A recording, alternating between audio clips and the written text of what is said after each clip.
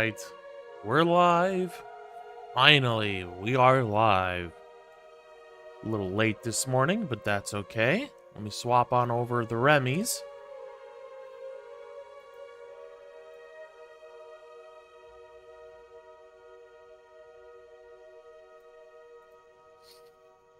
Gamer Remy for Skyrim, because I've yet to make a Skyrim Bandit Remy. And then when we switch to Fallout 4 modding, we'll have the Raider Remy. Hello, what are you doing? Speaking of Remy, he's sitting on the desk, just looking at me. Hi, baby boy.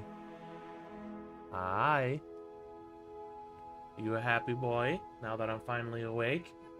He likes it when I wake up. Gets all active. Of course, as usual, I have a coffee. First coffee of the day. My throat is not as stressed first thing in the morning. Although I can kind of feel there's something there. You probably heard it right then. But hopefully after 2 hours of talking during Skyrim, that it won't be too stressed. Least of all, I mostly just have morning voice, which is a little deeper and gravelly.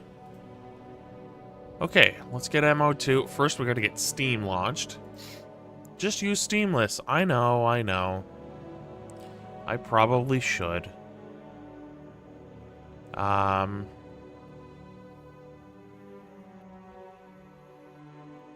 Remy, what are you doing? He's just sitting on the desk looking around. Okay, now Steam is launched. Can't wait till Friday, because then we can play some more Wildlands. Assuming it doesn't piss me off, that is. Because that's always the stipulation. Is I have fun with Wildlands. It's a fun game. But sometimes it decides that it doesn't want to be a fun game, and it wants to shit in your mouth. So... yeah.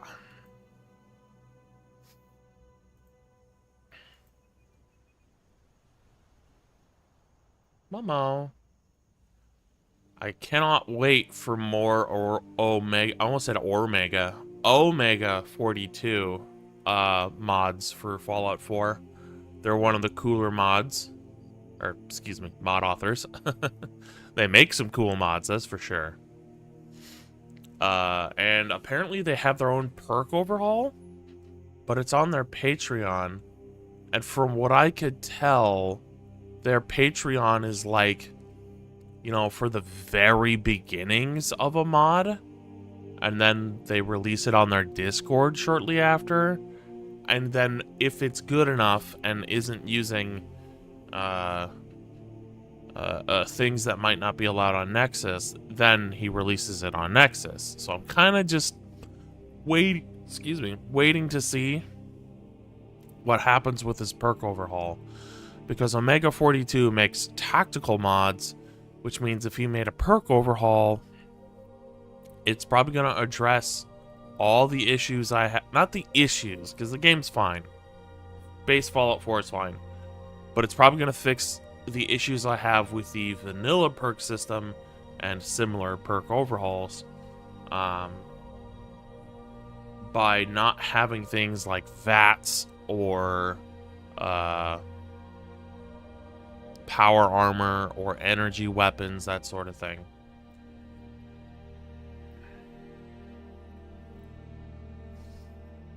And speaking, I was going to talk here for a moment while we wait to bring up Skyrim. Probably, even though I like all the tactical mods, I'm probably not going to replace the vanilla weapons or armor. I'll replace leveled lists and all that. I'll replace outfits, but like literally the outfit, as in the thing the character will be wearing, not the actual item itself.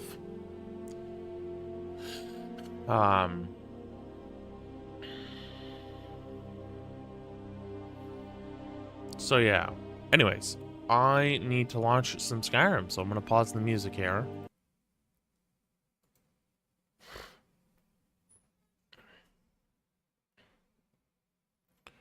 But yeah, Omega 42 makes really cool ass mods.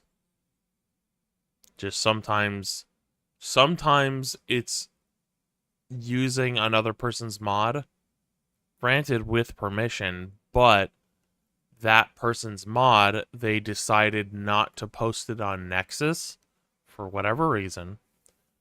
And then they had to re-upload their mod on a specific platform, and then they put it behind bulk downloading, which requires you to pay that platform to download.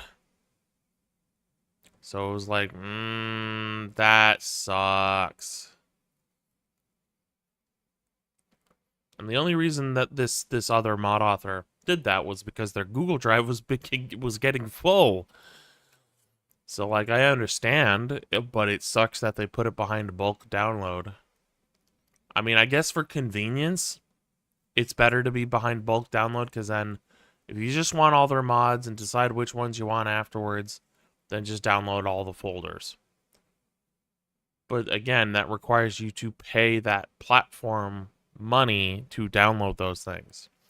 And it's safe to download those files, but I don't know if it's necessarily safe to give that platform my bank information. So that's why I haven't done it yet. Because otherwise I would have power armor replacers for...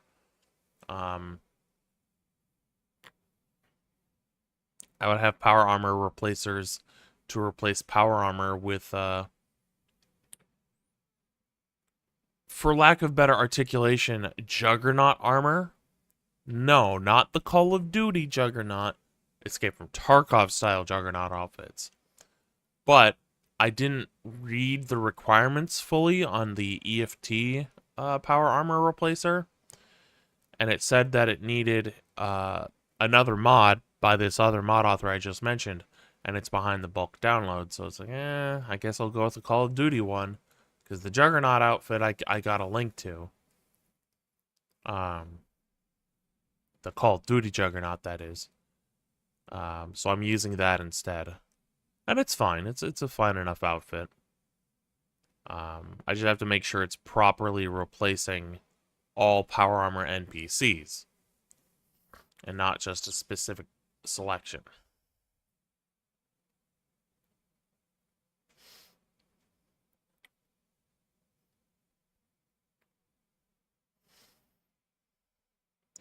And I'm not going to use the no power armor overhaul, because I added a mod called Commonwealth Gallery, which is basically a facsimile of Legacy of the Dragonborn, but for Fallout 4.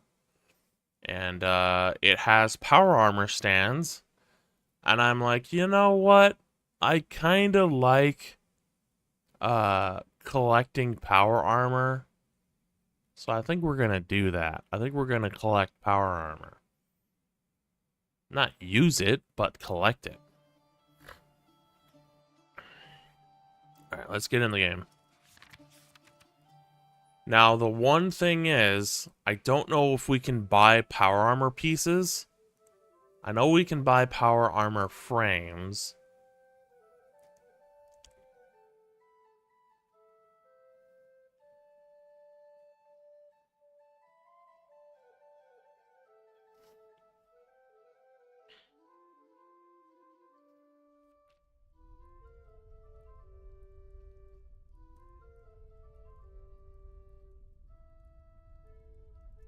Okay.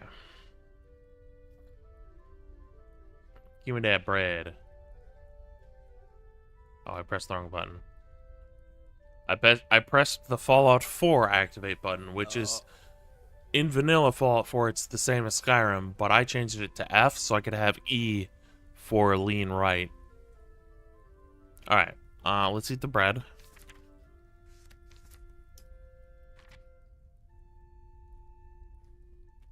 Did it again.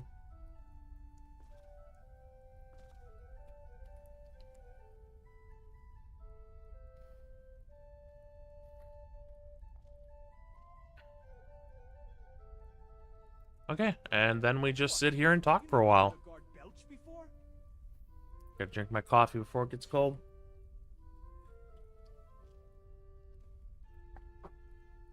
And I've been meaning to work on my D&D world for the Weird West campaign.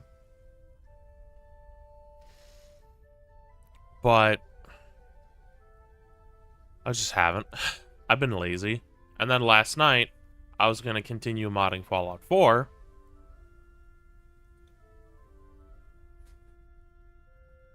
Sorry, just getting my coffee. But then we had a pretty severe thunderstorm roll in. To the point where I'm sure it landed somewhere in the county, but there was possible tornadoes in our county. I don't think it hit our city. In fact, I don't think the damage to the city has really been that much. But it was a little touch and go there for a while last night. You know, where the wind came up, it was blowing the tree around, because I got a tree just outside my window. The rain was pretty much solid. It was like a waterfall coming out of the sky, and it was going sideways because of the wind. And the sirens sounded off about 4 or 5 times. So if there was a tornado, it was probably close, but I don't think it hit the city. I think it was just somewhere in the countryside. But it was a little hard to tell, you know, what was going on, because I was watching the weather outside from my window. And there was a couple points where it's like, okay, if it gets any worse than this, I'm taking Remy and I'm going in the bathroom.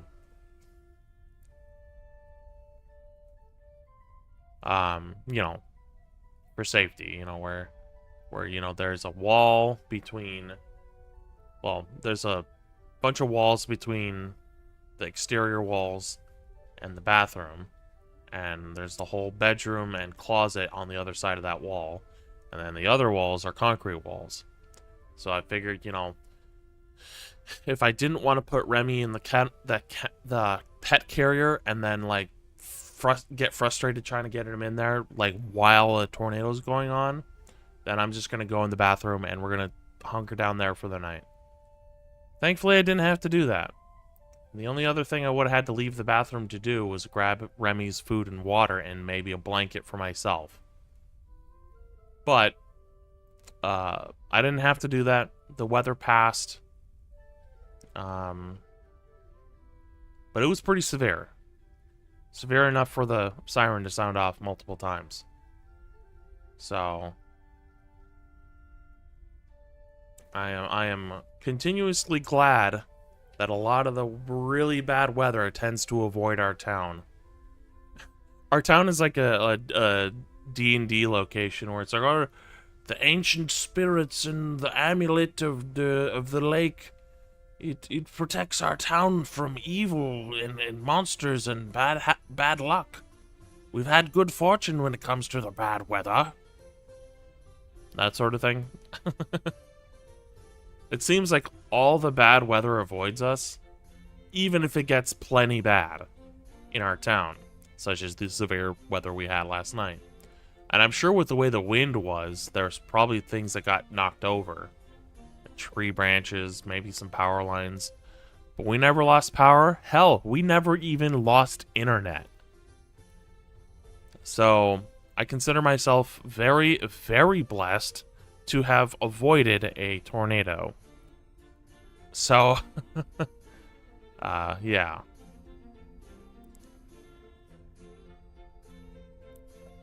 And life is pretty good. Because like I said, the internet is not down. I'm able to stream literally the next morning. Life is pretty good right now.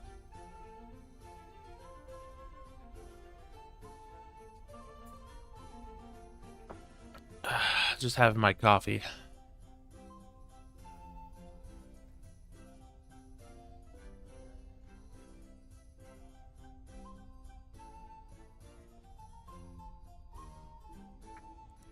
Okay, dog is done.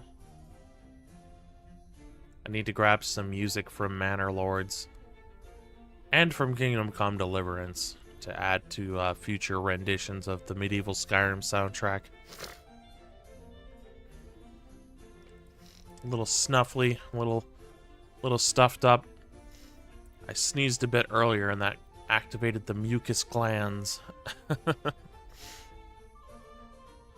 Means I might have to blow my nose later, but we'll do that. And mute the mic.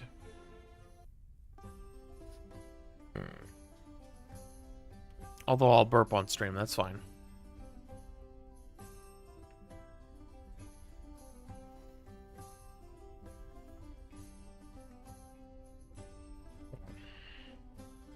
I don't know why, but Ian B decides to turn on my FPS counter every time I launch the game.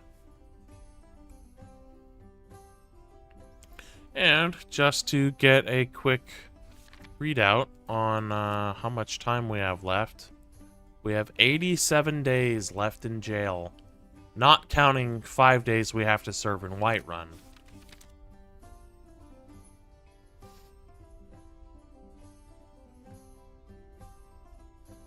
My character is filthy. He needs a bath.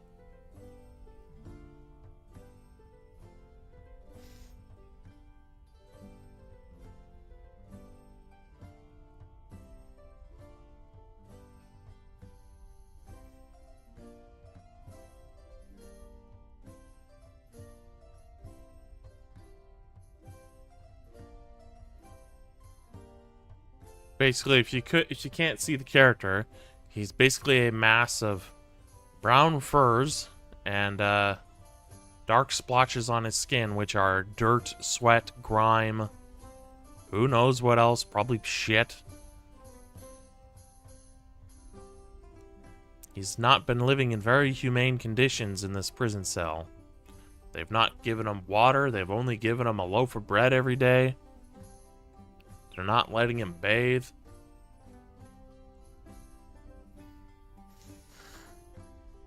And again, I came here to earn money and talk to a guy.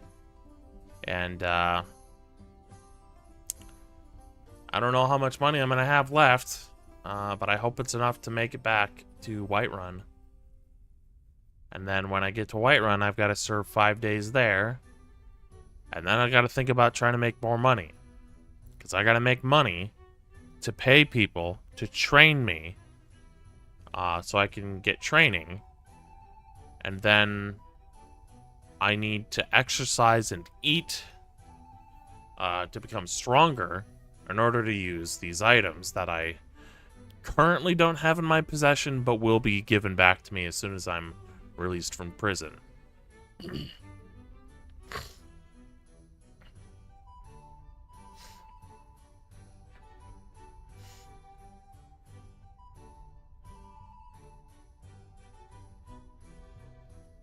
Like, I have an iron mace and a two-handed battle axe. Now, I am trained in one-handed now, but I am not strong enough to wield the iron mace that I have. And I don't even think my one-handed skill is necessarily high enough to use iron.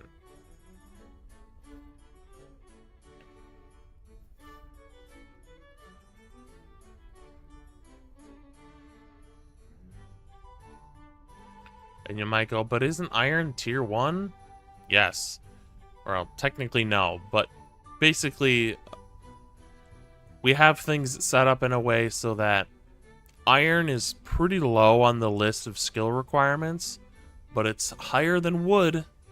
Wooden items, which is what I should have bought. Should have bought a wooden dagger. Well, yay. That was a quick day. Pooped out my bread. I have no unhinged GTA SA quote today. Hi. Welcome in, kitty.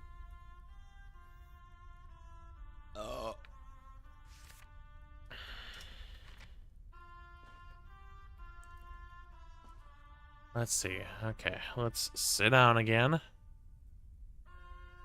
We'll eat our bread. Oh, we already ate our bread. Nobody's been giving us lockpicks.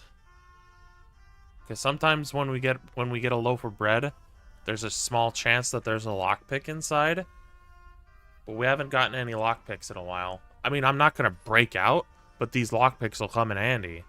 Because I can sell them. Maybe. Maybe my speech will be too low to actually get any value out of it.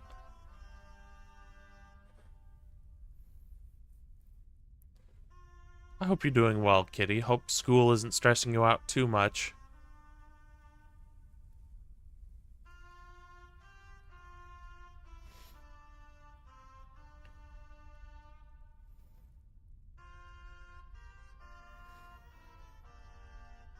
But yeah, presented your game today, so at least that's done. Nice. What kind of game did you make? Was it a jumpy parkour platformer?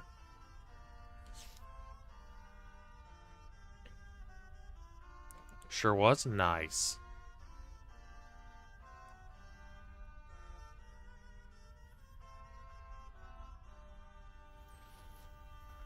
It is something you have a good eye for, being a big classic Assassin's Creed fan. Hell, maybe one day you'll make an Assassin's Creed that's better than Assassin's Creed.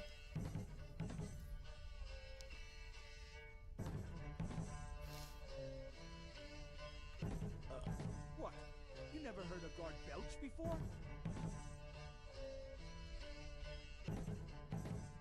I'm not going to talk about it too much because I think my position, for those who've heard my opinions on this, is pretty obvious. But I do think it'll be a little funny if people are coming out against DEI for Assassin's Creed Shadows, and then people like me say, guys, it's not that bad. And then the game comes out, and it's actually filled with DEI nonsense. Don't get me wrong, I think inclusion is fine. But the DEI stuff is not good inclusion. So, wouldn't that be real funny?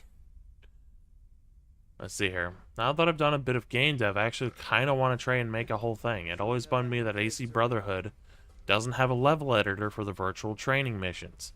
I want to make that, but with possibility to have player-created levels. Oh, well, there you go. That could be, like, as long as you, like, make it legally distinct from Assassin's Creed, that could be an indie game that you put on Steam or itch.io, whatever platform you think is good. The big hurdle is figuring out the movement system. Yeah. Yeah, that could be hard. The free asset you used for this is very limited.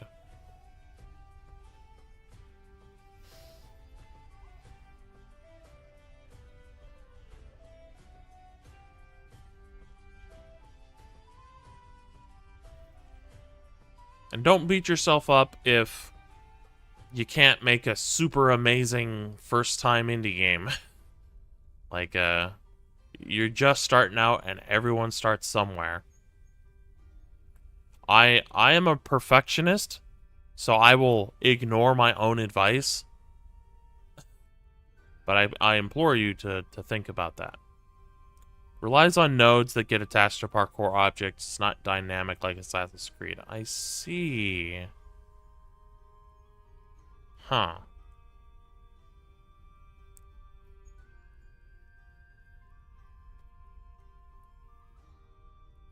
Yeah, being a perfectionist is not great. I need to get back to drawing.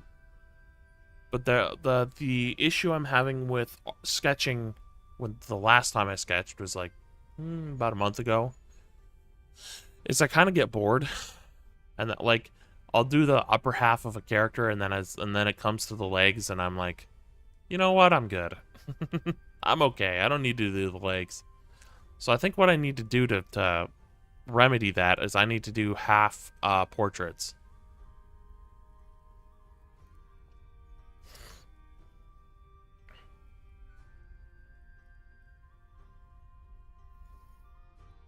because I would like to get back to drawing again.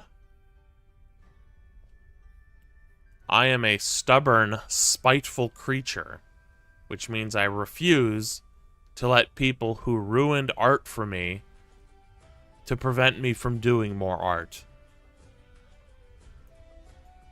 And I'm not going to sit here and explain why people ruined art for me, but basically, to put it short, people insulted my art for too many years without possibly considering the fact that that hurts.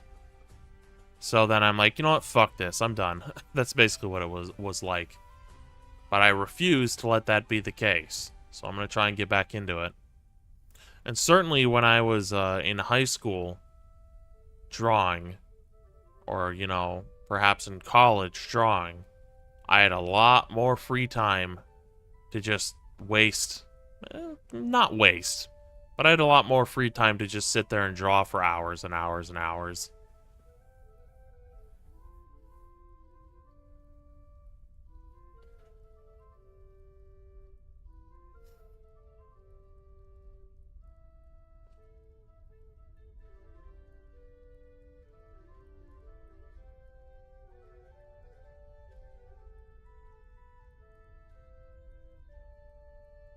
Trying to think of what to talk about.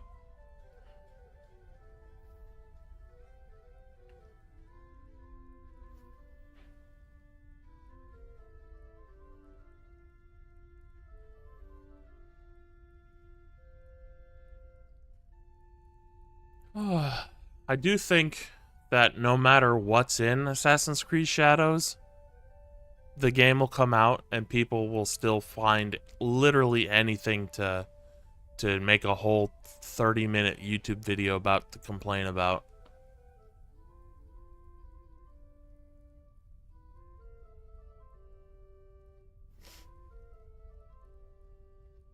Because that's just how gaming is, where the game could be great, but someone is going to be making a video that's way too long about how bad it is and how gaming is dead and blah, blah, blah. But I think there is a good chance that, a pretty high chance that Assassin's Creed Shadows will be ruined by DEI stuff.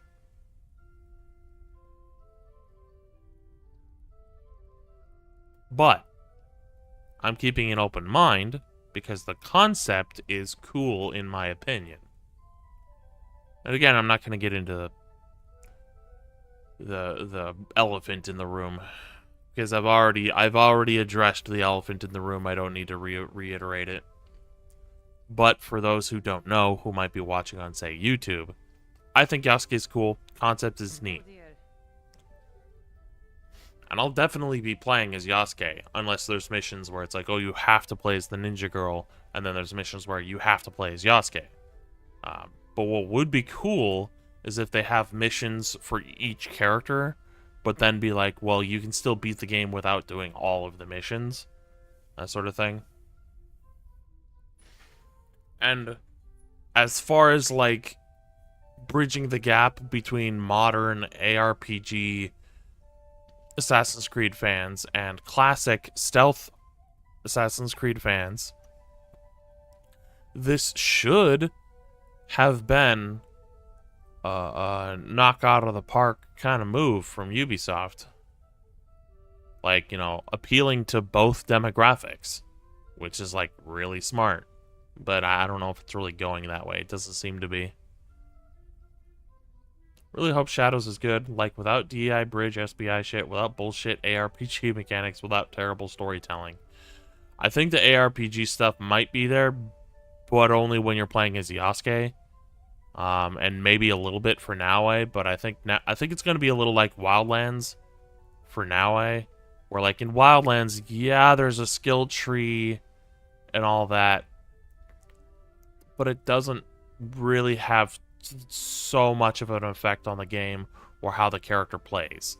Because in Ghost Recon Wildlands, if you shoot a guy twice in the body in stealth, or once in the head at all, then that's just a kill. Like it, And I've done a no skill playthrough in Wildlands where it's like, yeah, the skills really are just technically optional. But you know, I'm hopeful for Assassin's Creed Shadows. I think Yasuke's going to be cool, but you know, it's a pretty high chance that Ubisoft's going to fuck it up in more than one way, besides even DEI stuff. The ideal for me would have been Yasuke as a side character, but since that's not happening, I would like every mission to be not just replayable from a menu, like in the old games, but also doable with either character. That might be possible, where it's like you can play as either character for missions, but then there's like different ways you can do the mission. You know, they were going to do that for Wildlands, where there's multiple ways you can do the mission, aside from just playing the mission normally. But that wasn't in the game either. So hopefully, if it's like, okay, you've got to get a scroll from a warehouse that are being guarded by Ashigaru. So the Yasuke option would be to just go in, fight all the Ashigaru, bust into the warehouse, and snatch and grab the scroll. Renaue could be like, she sneaks into the warehouse, and maybe the gate for the warehouse has a high position that she can climb to in stealth, and then she can just jump onto the warehouse roof and then sneak in through a panel on the wall, and then she like has to watch a guy go up to the scroll and then walk away, and maybe she has to knock him out with a poison, and then she grabs the scroll and sneaks out. That's a cool way to do that, but I don't think Ubisoft is going to do that, because they had the opportunity to do that for Wildlands. They literally had it in its reveal trailer, and then they just didn't have it in the game. Wildlands was still an okay game that I think that I have a lot of fun with, but yeah. Different approaches, yeah, definitely. And in Mirage. The Mirage doesn't give you the combat option, since they made combat very Unity-esque, with more than 2 to 3 enemies is certain death, even if you are very good. I kind of like that approach, where it's like, yeah, you're an assassin, not like a trained super soldier, so you can't fight 20 guys on one. Now, if that concept is more annoying in practice, then I can see why that would be frustrating, but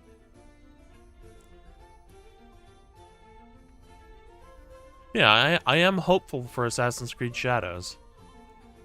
And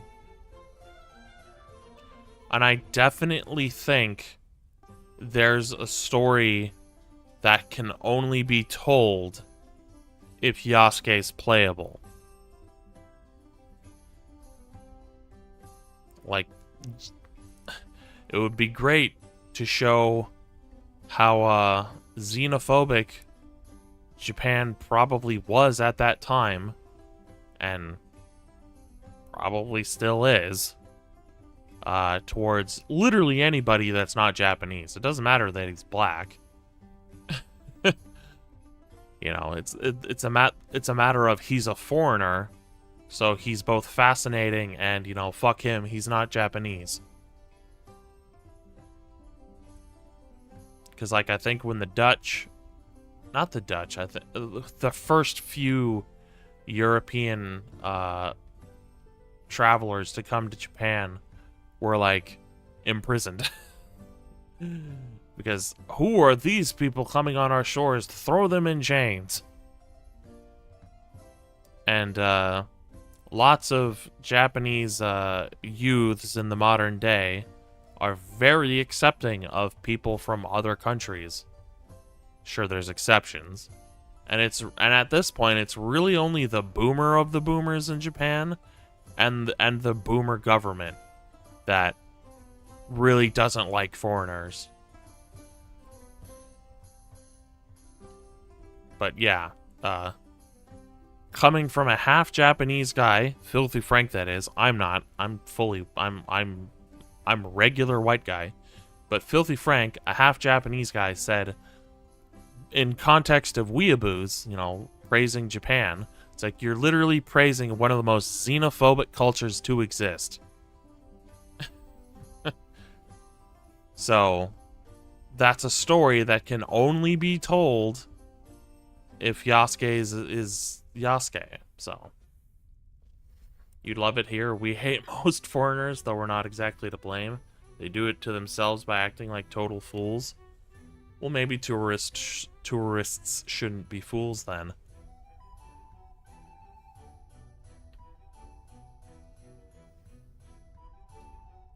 It's the same thing with like that one streamer who went to Japan and was he was racist and he was just being offensive. And like I think he got arrested for a couple days and then was like kicked out of the country. And to be quite honest, the color of his skin doesn't matter. What matters is he's an asshole. Because there's another streamer who's he might be 20 years old, but he's a white kid. And he tries to start fights with people and then stream it. And then when the people are like, oh, you want some? He like sends his bodyguards after them. It's like, bro, how can you be such a chicken shit little coward and portray it to the whole world? Like one of these days he's going to come across, because he's picking on people in America, in Florida. Like, he's gonna get shot. They find out very quickly. About as quickly as a bullet can travel. Holy shit. Like, people are gonna be so stupid, they're gonna get themselves killed. And don't get me wrong, I want to see them get punched in the face. I don't want to see them get killed or maimed. But at the same time, it's kind of like, you brought it on yourself.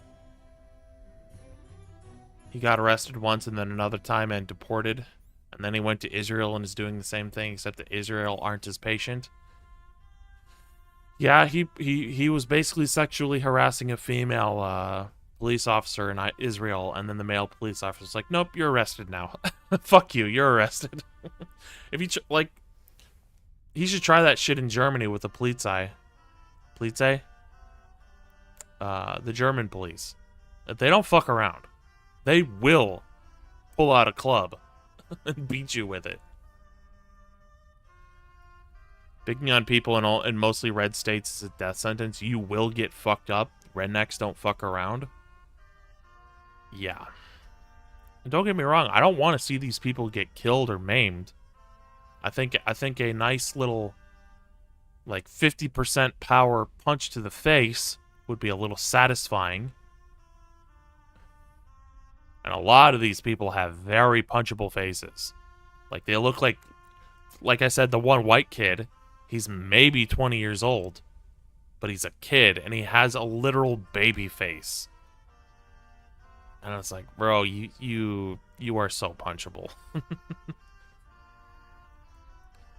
and yeah, and like this other like prank YouTuber, yes, tastes like chicken.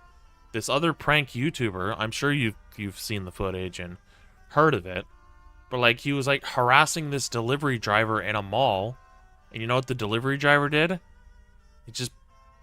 He capped him in the stomach. He just pulled out a gun and shot him in the stomach. And I think the judge was pretty much like, yeah, you kind of asked for it.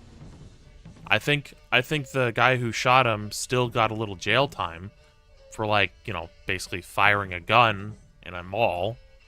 But I think that he was ruled as like the self-defense was justified.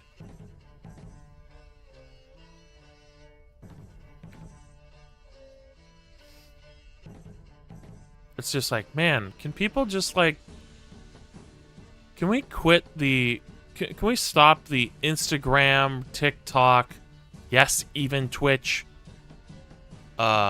trend of let's be complete assholes and pieces of shit for views and likes. And the thing that is always common with these people, most of the time, is they're rich and they're just bored. They were raised by pieces of shit. They became pieces of shit, and they have a lot of money to burn.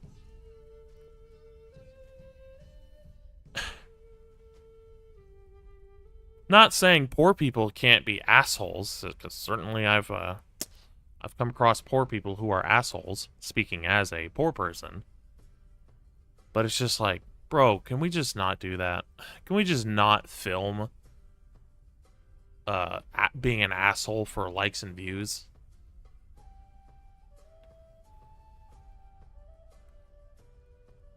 I would consider that totally justified. Judging from the footage, the guy was getting close to the guy who shot him, but he wasn't necessarily doing anything particularly threatening. So I think the guy was just quick on the draw. But in his defense, he was probably thinking this guy's gonna do something eventually, so I need to stop it before it happens. And I don't know. I don't know what was going through the shooter's mind. He probably felt like his life was in danger, so I don't know. I'm not a judge. I'm not a jury. If I recall correctly, he was in his face constantly for a long time. Okay. Because the footage I saw was like a couple minutes, but that's only what was filmed. So, who knows what he's been doing that whole time. And it's like, really, you're gonna harass a fucking broke-ass delivery driver? You're gonna harass someone who's probably on some of the lower rungs of society? Really? It's frustrating to the point that I just can't be watching that sort of content on YouTube, because it's just makes me outraged. And that's what it is. They succeeded. They wanted to make people mad, so then people would go to the video and watch. And they succeeded. Congratulations.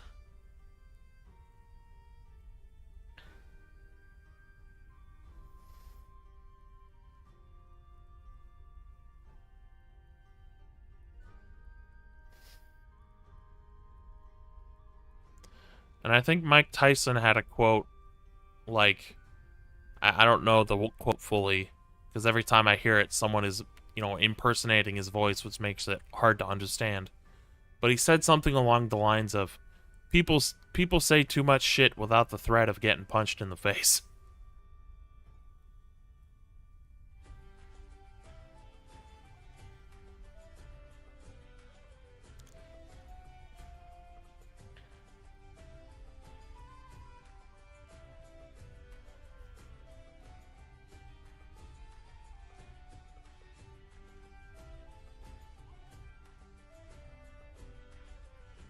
There isn't enough fuck around and find out in the world.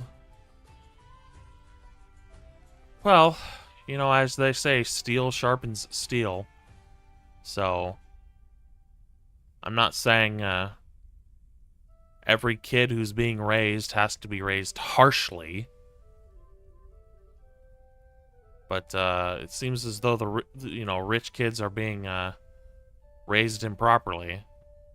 And there's plenty of poor people who are raised improperly, but you know what I mean. And definitely don't be mean to your kids, because guess what?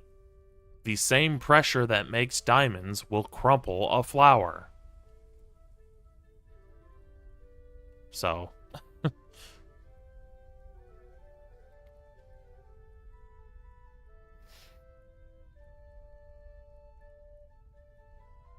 But I definitely think there needs to be a lot of positive figureheads in people's lives. And I would say positive male role models, but a positive female role model can affect people who aren't female in a positive way. So it doesn't even matter if it's a father figure. Just somebody positive in their life who sets them on the right path. And even then, sometimes kids are just born mean. There's been stories I've heard of a streamer, former teacher, who was like, yeah, there's kids who got in trouble and their parents, they didn't abuse them at home. They tried to teach them to do the right thing, and sometimes kids are just plain mean. Sometimes they come out of the vagina swinging.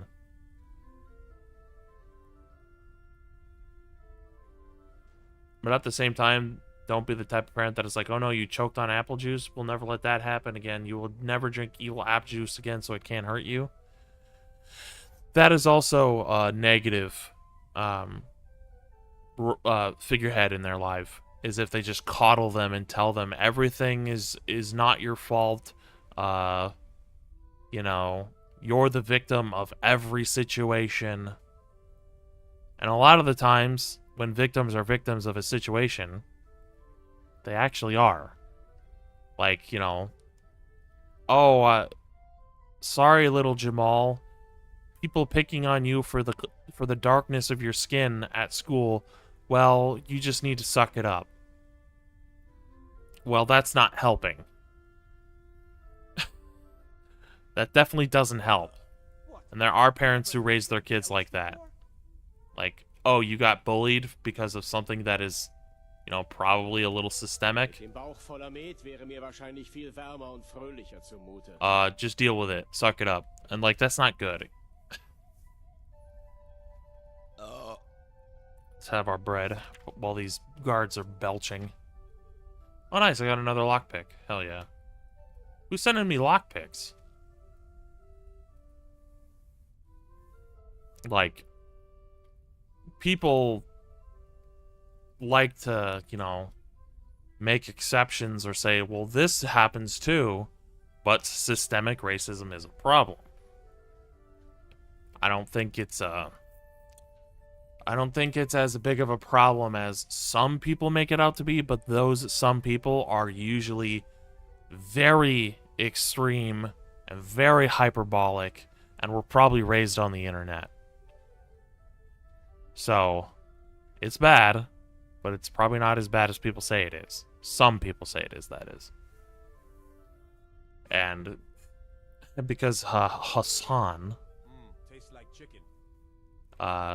you know, was basically telling a white kid who was pretty much a victim of racism, like, oh, your experiences don't matter.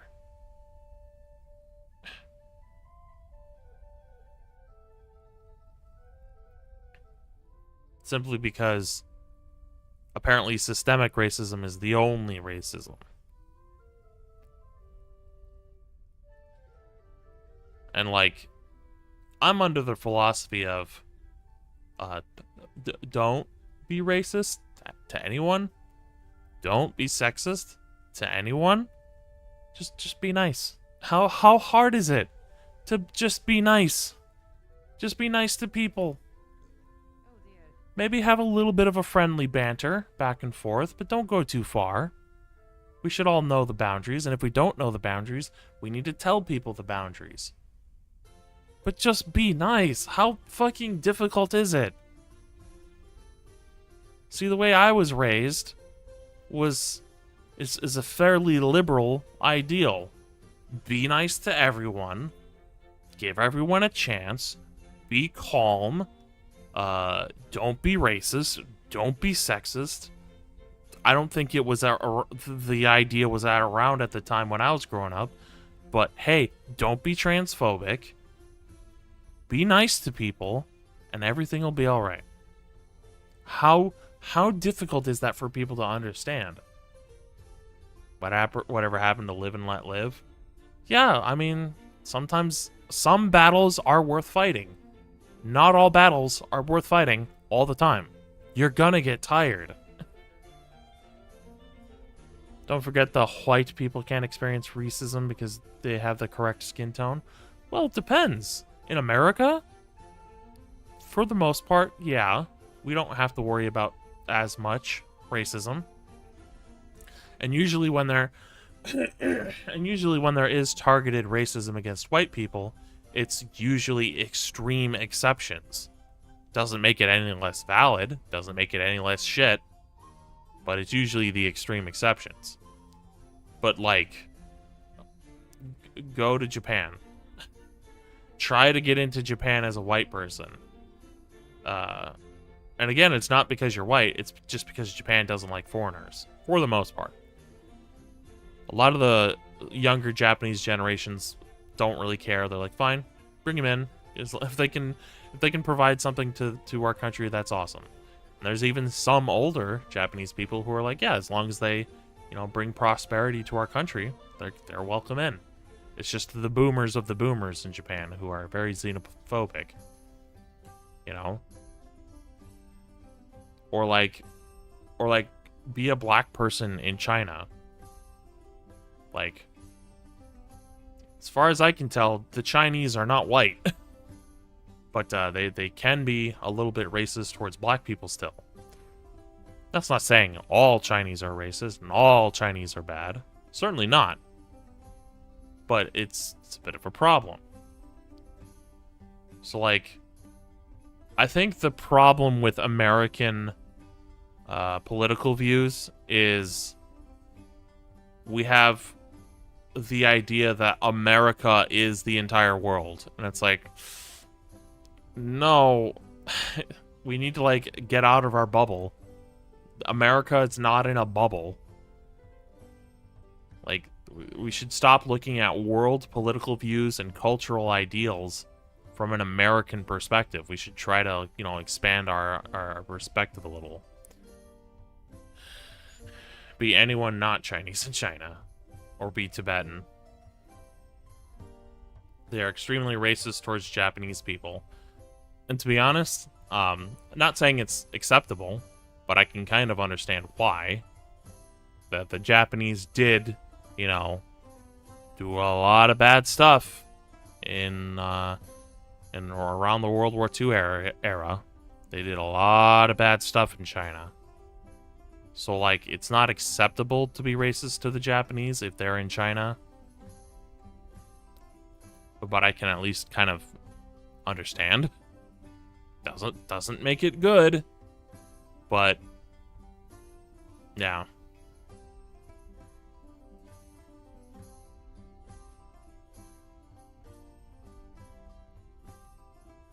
I think we should drop this conversation. But I want to end it with this. Just be nice. Be nice to everyone. Doesn't matter their background. Doesn't matter the color of their skin.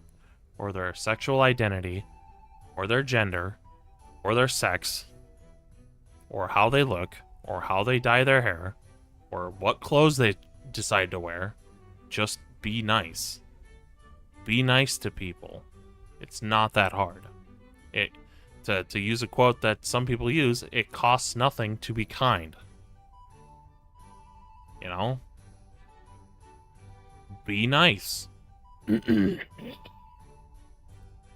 a fairly simple concept.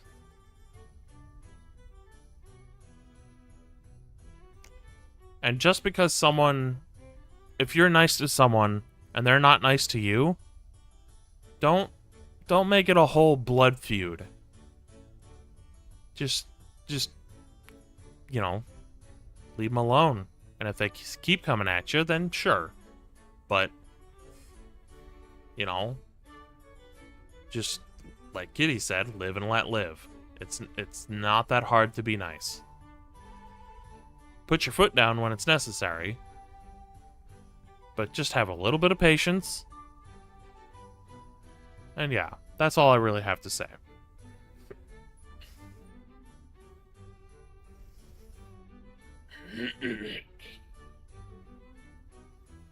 So. That's just my last meal saying hello.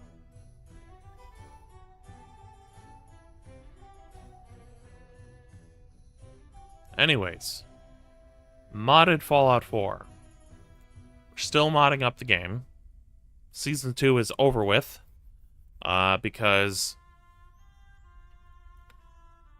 what happened was either something else is touching the ghoul spawn rate, or the lost PMC feral ghoul replacer had ghoul spawns be way too fast. Like, we're talking, I clear the area of ghouls, and then I go to sleep. As it approaches night, I wake up, and the ghouls have fully respawned again. So I'm like, okay, well, with my hardcore combat mods, that makes it a little bit untenable to deal with. So I'm like, let's see what happens if I remove the mod. It's probably not a good idea, but let's see what happens. So I remove Lost PMCs, which is a feral ghoul replacer to make feral ghouls into regular ghouls, but they're using guns.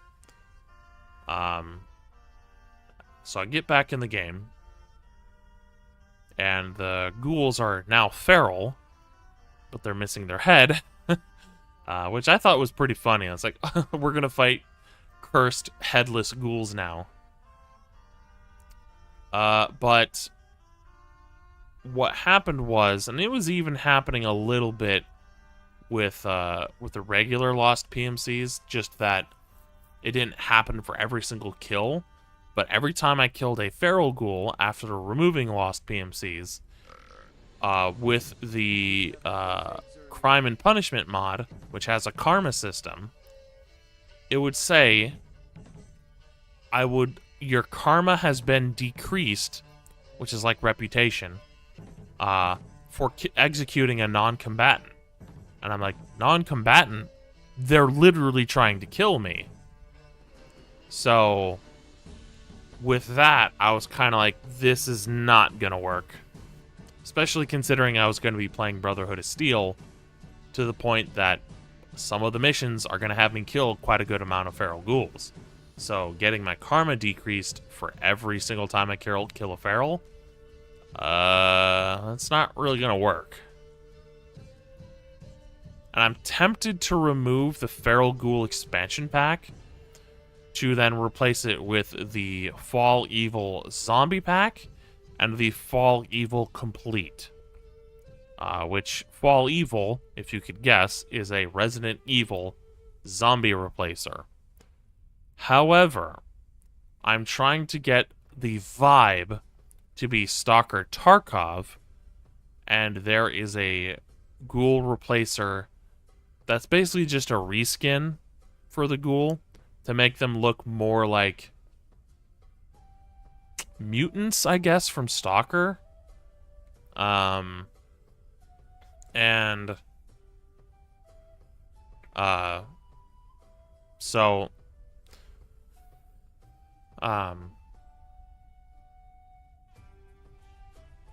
I don't know if that's really going to fit the vibe. I kind of want to remove the Feral Ghoul expansion pack, re-add the, I think it's the Omega 42 or the KB 47 Ghoul replacer. I think it's KB 47. Turn on the miasma effect, which is just a screen changer. You know, it changes it to be very Fallout 3 looking, where everything is green, which I do like that for the vibe. But I need to turn on the miasma effect, and then have that KB-47 ghoul replacer, and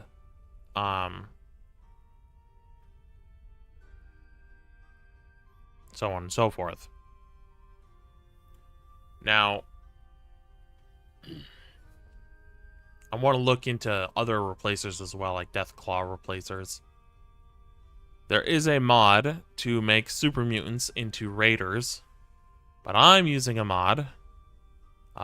It's a little spicy, I know. It's not exactly the best metrics, or excuse me, the best optics. But it replaces the Children of Adam and the super mutants with the Children of Allah. And some of them are wearing bomb vests.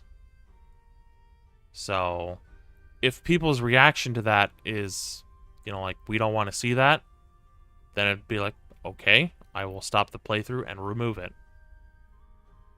Because I know it's a little spicy, but if I can have it, then I'll have it. But otherwise, if that's not going to be, very audience friendly, then I kind of want to just use the one that replaces super mutants with raiders. So.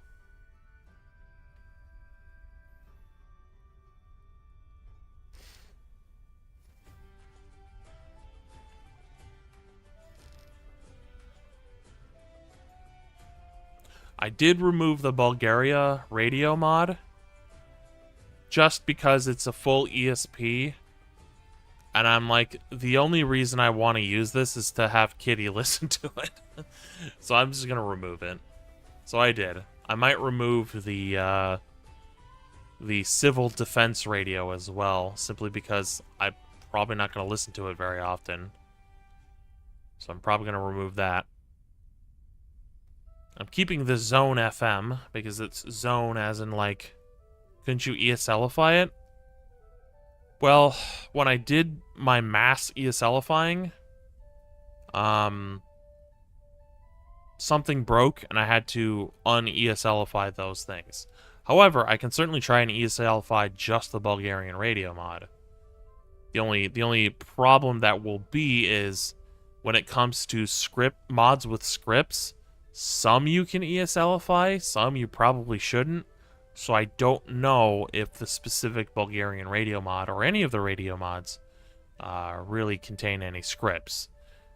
Because I'm following a very loose, like, kind of mental guide on whether or not I can ESLify something. Firstly, I click on, you know, the script in Xedit, like, tell me what I can ESLify, and then it gives me a printout. And then if that's on the list, then I go, okay, I'm going to open up the mod folder. Does it contain scripts? No. Okay. Let me check the records in Xedit.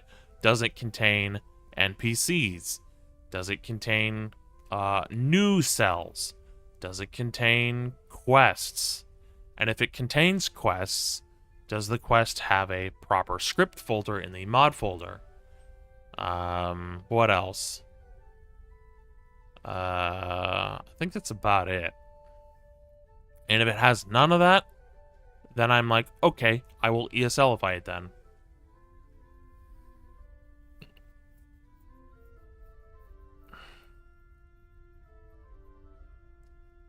So, I'll look into it. Just because I think it would be cool to have a Bulgarian radio mod. The same way that I need to change the classical radio mod that I have, because the classical radio mod I have is just replacing all of the classical radio songs with the Bandit radio from Stalker, which is just the same song over and over again. And then I need to look at grabbing Molchat Doma, I think is the band, to replace the Diamond City radio. And I want to see if I can get the classic Finnish war songs radio replacer to work for the classical radio. I did that, but then it was just playing the Bandit radio, so I'm like, let me see if I can mess with this. And it could be that the Bandit radio is using .wav files, WAV, but that the Finnish radio song is using XWM. Because personally, I find that with Skyrim prefers XWM extensions for music. But with Fallout 4, it seems to prefer, if not load first, the .wav files. So I think the Finnish radio songs are in XWM, but I think the Bandit radio is .wav. So I think I need to remove the Bandit radio, because I figured it'll just be overwritten or whatever. But no, I think .wav loads first over XWM.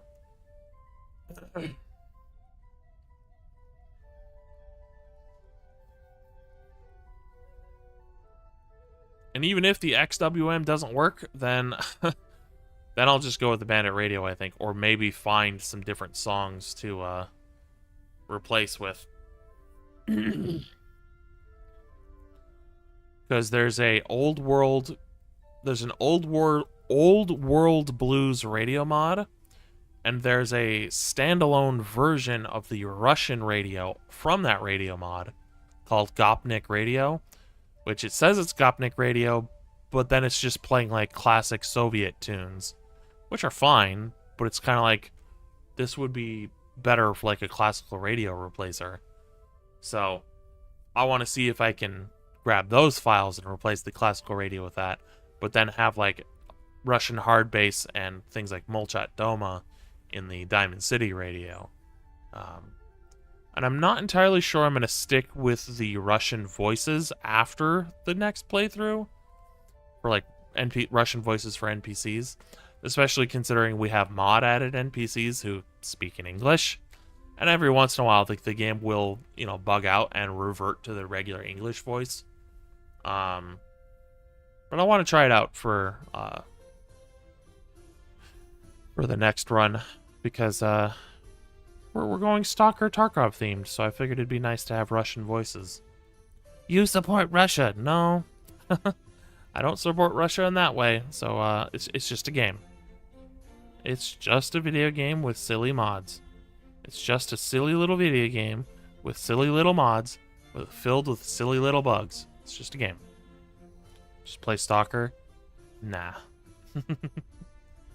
No, I will mod Fallout 4, which is a lot more hard work and effort and bullshit than just buying Stalker and playing it. I think I do own one of the Stalkers. I don't remember which one. I believe it was gifted to me. But yeah. I would eventually like to get into the Stalker series. Not yet. Not yet.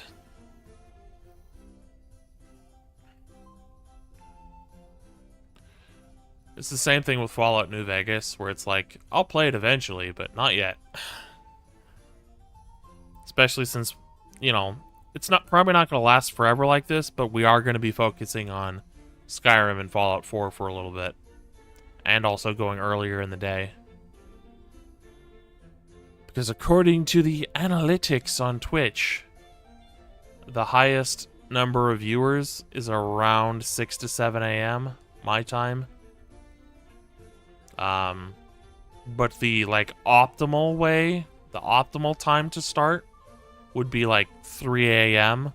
And I'm like, I'm not going to fuck up my sleep schedule for that. And what do I mean by the optimal time?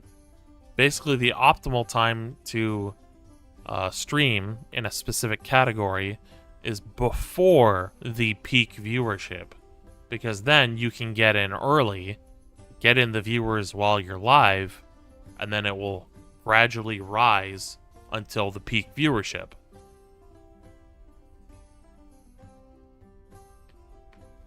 Which is, you know, some advice I got from Pirate Software. Pirate Software, of course, being a big streamer on the platform. Really cool guy. And, but, again, I'm not going to fuck up my sleep schedule. If I fuck up my sleep schedule, I'll have to go to bed at, like, 7, 8 p.m. and then get up at, like, 2 or 3 a.m. And part of it is also, like, my very small but current community is, like, they already kind of expect me around a specific time, so I don't want to be so drastic that none of the community members can stop by. Because some of the community members are around the world, but 3 a.m. means they're either at work or in school. So, yeah, 3 a.m. my time.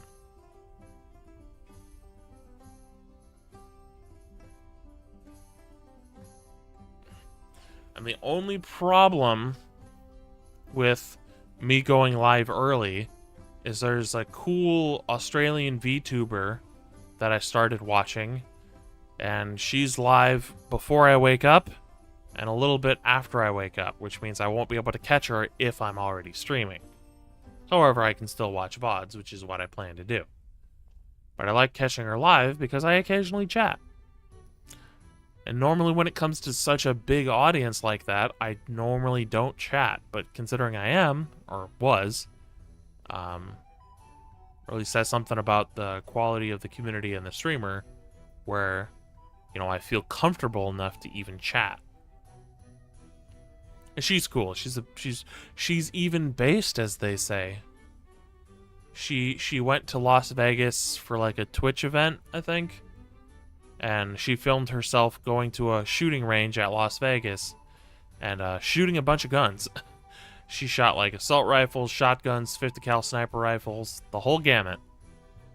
And she was doing pretty good when it came to that. So, like, she didn't like get knocked over by a shotgun. She handled it pretty well, so. So like I said, she's based, as the kids say.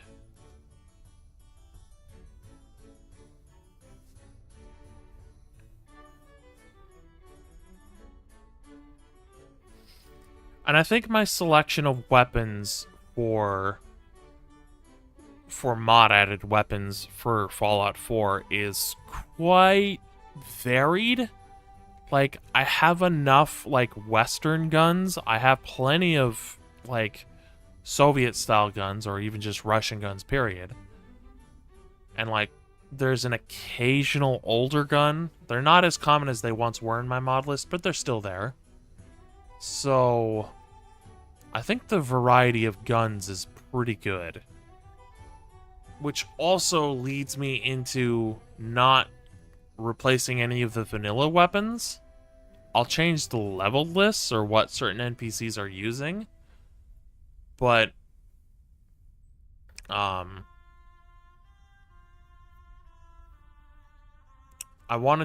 was meaning to try out Degenerate Dax Vanilla Attachment Expansion, which adds a shitload of new attachments to the vanilla weapons, or at least the vanilla guns, maybe not the melee weapons. But, yeah. And I think because I'm no longer using MCAM, because MCAM has a few of the more fantastical sci-fi weapons in it, with the occasional, like, you know, cool, modern weapon. I think we're gonna add the another one vanilla weapon replacer. And the only reason I wouldn't use the another one vanilla weapon replacer with MCAM is because MCAM uses the vanilla texture of the Chinese officer sword for the Chinese greatsword. But the another one vanilla weapon replacer replaces the meshes for some of the weapons and also changes the textures of some of the weapons.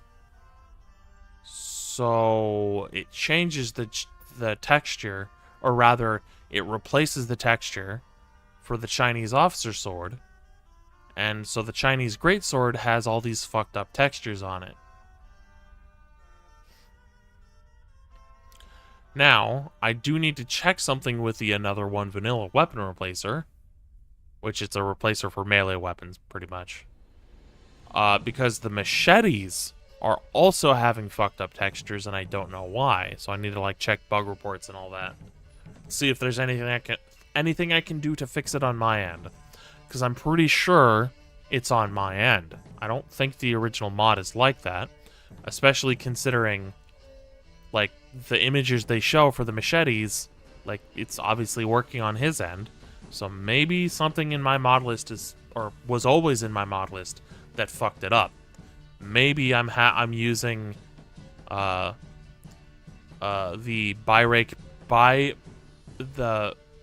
birate Beck, it's hard to say, texture optimizer, which replaces the vanilla BA2s with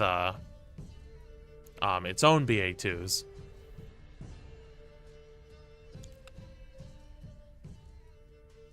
So, I don't know. I don't know what's going on with the machetes in my game with the another one vanilla weapon replacer.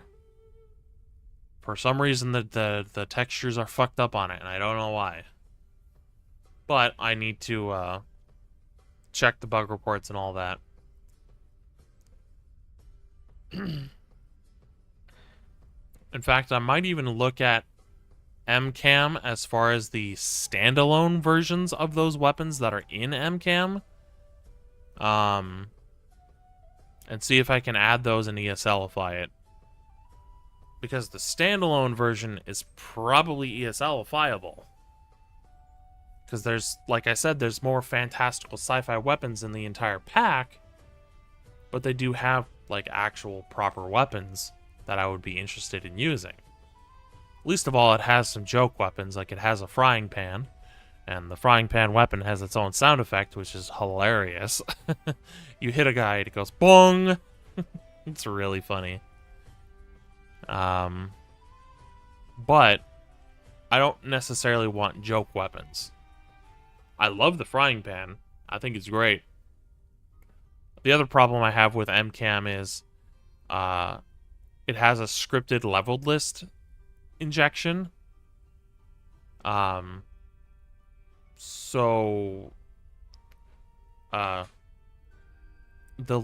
just ends up putting too many melee weapons in the hands of raiders, and low-level raiders tend to get the lower-level weapons, like the frying pan.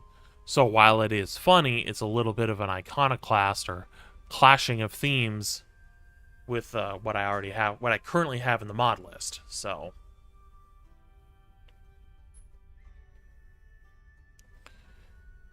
like, I don't want to have my tactical escape from Tarkov raiders using guns and then have a tactical escape from Tarkov raider using a frying pan or a laser fist. And it's like, those are fine, that's okay, but it's also like, I don't want the whole pack.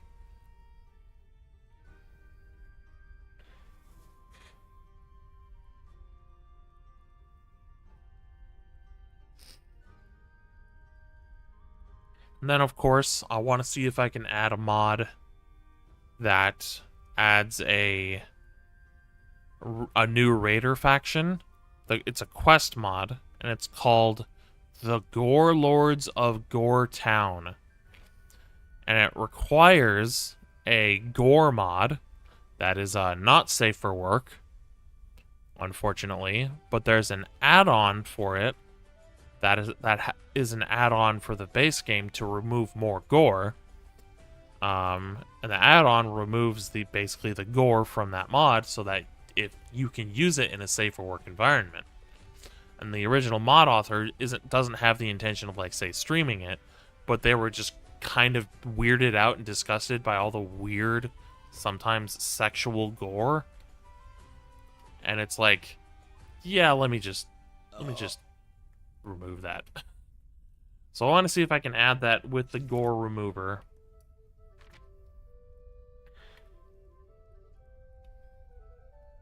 The only problem I have with the gore remover is it is a little too far-reaching. Like, it replaces a lot of the gore in the game. Not that I need it, but it's a little weird when, like, you shotgun blast someone's face at point blank and their head just kind of moves backwards. Speaking of, Kitty, you were talking a while back about how you shoot someone in Fallout 4 and they don't react like they've just been shot. We have mods for that now. I don't think body shots make them flinch, but basically if I shoot them literally anywhere else on their body, they do kind of recoil, and they do take a while to like actually recover from it. And with mods like MAME, they aren't standing there getting shot 300 times and recoiling every time.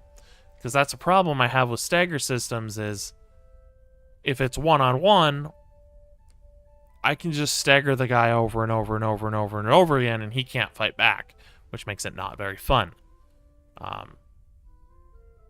But with mods like MAME, and possibly even Scourge, although I don't really want to add Scourge, it should make the game less bullet spongy, but sometimes bullet sponge is okay. Like, if I'm fighting a Deathclaw, I don't want to kill it in 2 shots. I want to have a little bit of a dance. I want to spend the resources to kill it. But anyways, with MAME, you know, the enemies are already dying somewhat quickly. And certainly headshots kill them instantly. So I think it's fine that if I shoot them in their limbs and they don't die, then they're being staggered. I think it's fine. And I don't think it works against the player, which I hate to say it, but I prefer. I don't like stagger mechanics. I don't like getting shot and be like, or rather, in other games, getting just straight up hit and be like, you are staggered. And then I get hit again. You are staggered. I get hit again. You are staggered. You're not allowed to play the game. You have to get staggered and die. It's like, that's not fun. Fuck. And it's not, and like I said, it's not necessarily fun the other way around.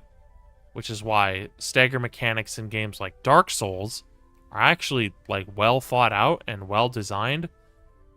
Where I feel like people who kind of mush Dark Souls mechanics into another game, like Skyrim, they tend to go to the extreme of, it's just like Dark Souls, so my enemy has 10,000 hit points and does 5,000 damage a second. It's like, that's not Dark Souls, though. that's not Dark Souls. Get over yourself.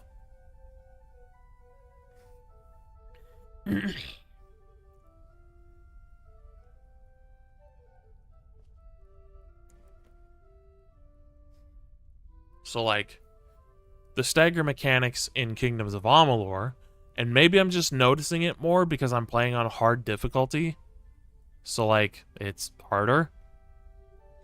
But and certainly when I'm fighting, like, lower level enemies, I don't get staggered as much, if at all.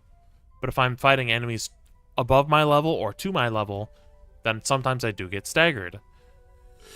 And also I find that higher level enemies, especially larger enemies that have larger pools of hit points, they sometimes don't get staggered. They eventually do, but most of the time they don't. So it sucks when I'm, like, fighting multiple enemies who are at my level, and then it's like, you're staggered, you're staggered, you're staggered, you're staggered, you're staggered, you're staggered, you're staggered, you're staggered, you're staggered, oh, you're dead.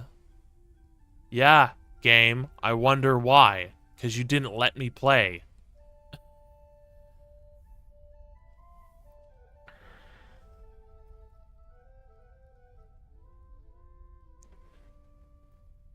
And even in hard difficulty, it's not that hard, but it is frustrating to get stun locked constantly.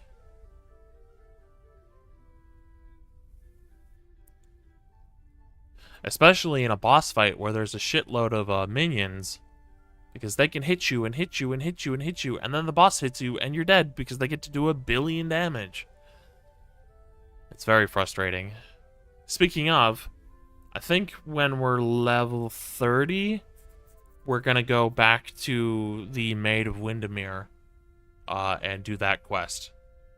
Because for the Summer Court of Fae, I believe the quest is over when you finally defeat the Maid of Windermere and go back to the Summer Court. It's just that, again, it's a fight where it's a high-level boss enemy and a shitload of minions, and also in the Maid of Windermere fight, she's in a ring that is at the outer edges, surrounded by hostile man-eating plants, which can hit you, do a large stagger, do a lot of damage, and also inflict a pretty nasty bleed effect. So the combat has to be centered in the ring. But then with, 5, 6, 7, 8 minions, that makes specifically targeting the boss a lot harder to do. Especially when you fight her. I want to say you don't get a choice, but when you fight her, and you get her to 0 hit points, she forces you into dialogue. And again, I don't think the game really gives you a choice, like, yes, I will spare you, I will join you. If it does, I don't remember. I don't know if it does or not, but I'm pretty sure it doesn't. So then when you say, I'm gonna kill you, lady, because you're evil, I almost said Beeble. You're a Beeble bitch. Then the game is like, okay, well, the fight restarts with her at full hit points. It's like, bro, it took me 20 minutes to get her down. You're telling me I have to do it again? Fuck that. And the thing is, I need to pick the evil options because I'm playing an evil character. But again, I don't think I don't think the game really gives you an option. I think it's, you know, she forces you into dialogue and cheats.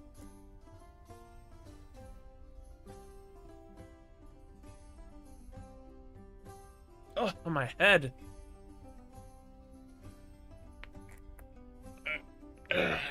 That's partially cracked. Gonna have to take my headset off and give my neck a good stretch.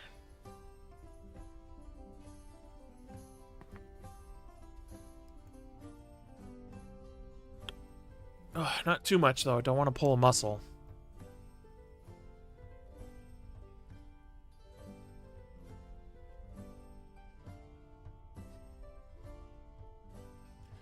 Feel like the left side could use a little extra tugging to get that crack out.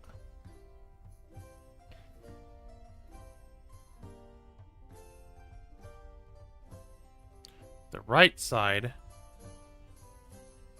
pretty good. Got a lot of range of motion. Doesn't really need a crack.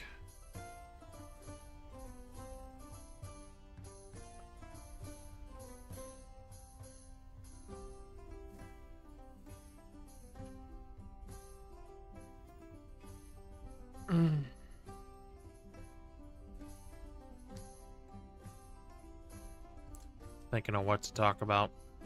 We'll get back to Power Wash Simulator one of these days, but I think we'll do that when we finish one of our variety games. Because then we can do, you know, one level of Power Wash Simulator, or 2 hours, whatever comes first. And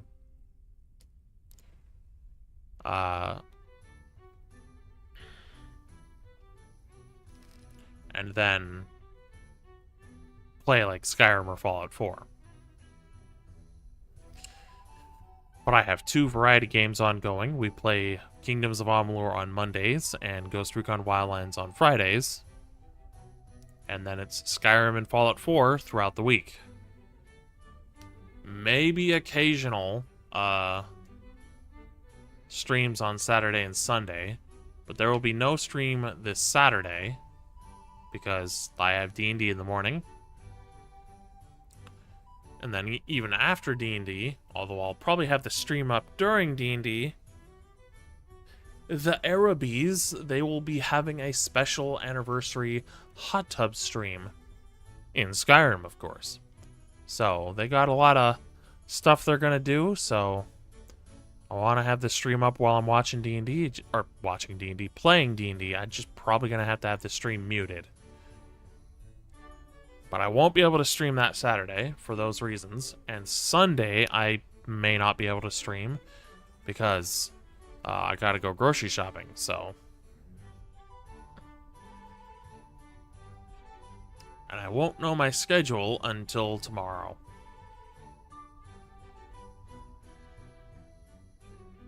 Come on, finger, crack. Come on.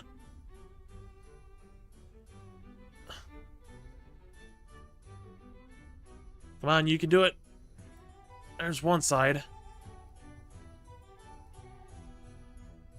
Okay, I think that's as good as it's gonna get. Oh, my fingers are so cracky.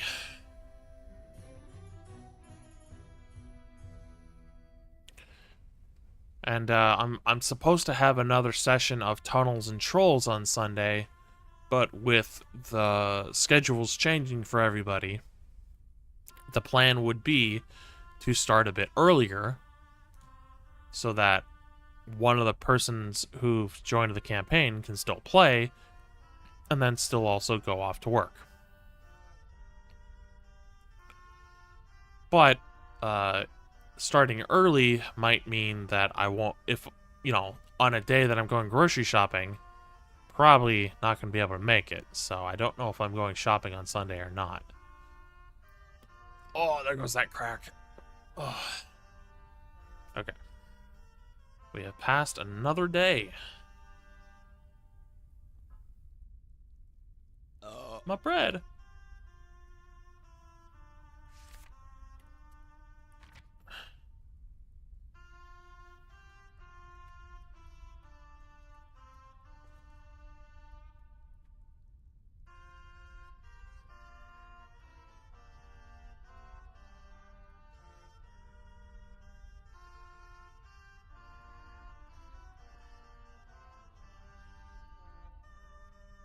Alright.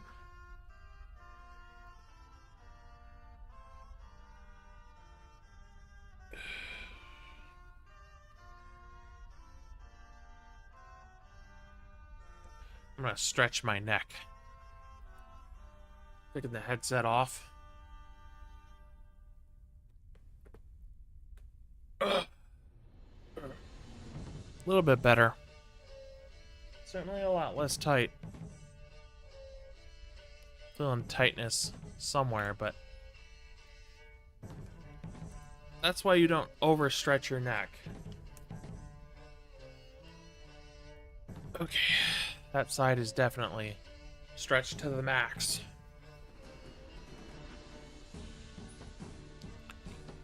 Oh. Mm.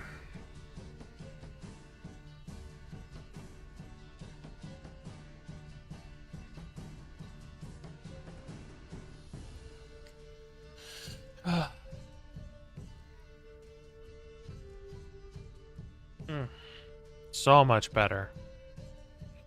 I can now move my neck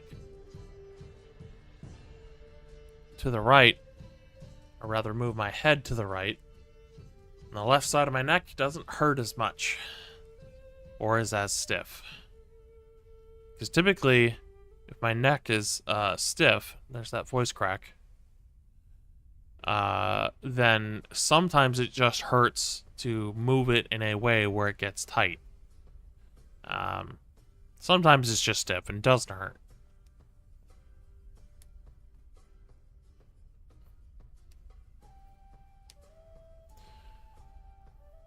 But I'm learning to be a little careful with stretching my neck, because sometimes I stretch it too hard and pull a muscle.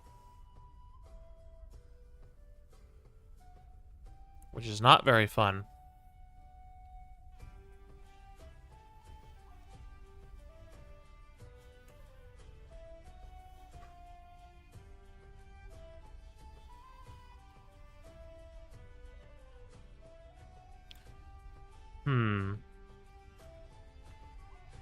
Maybe for a variety day. Hold on, I gotta...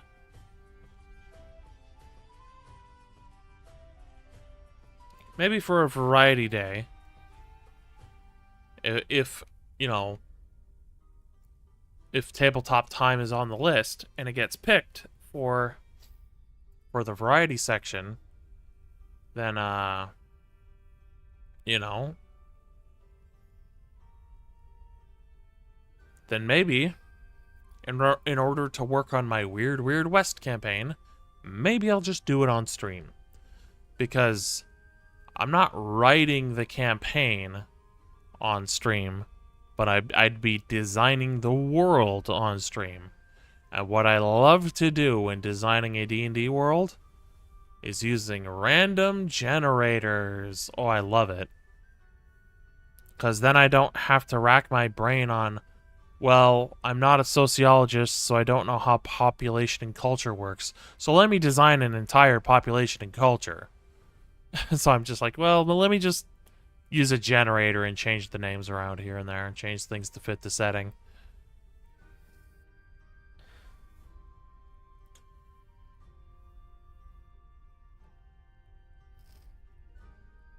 Plus, I need to codify, like, where the monsters are, what's dangerous, certain elements of the world that are, like, eldritchy horror-y.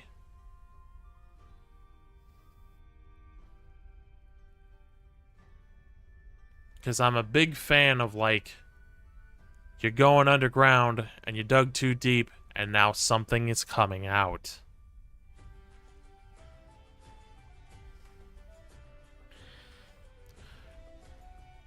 Least of all, there will be quests like that, where it's like, you know, just a bounty of like, oh, our mine has some spirits in there. You need to go in there and clean it out so we can continue mining.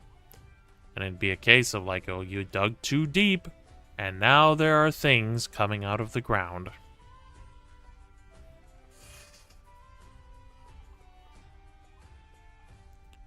It's not going to be the case every time, but then I need to design like a bounty board system.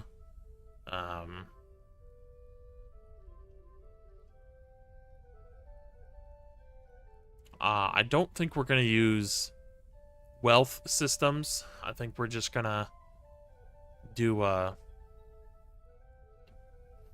think we're going to do a custom, almost custom, like, currency system. Especially considering I need to have things be the price that they would be in, like, the late 1800s. So, like, 25 cents for something is, pretty, not expensive, but it'd be like, it's not cheap. And 10 cents for something might be cheap. $1 might be real good and expensive. So, like, I need to modify the existing rules so that, this item that has a purchase DC of 20, but a purchase DC of 20 results in this amount of dollars. So then I just need to basically do a conversion rate.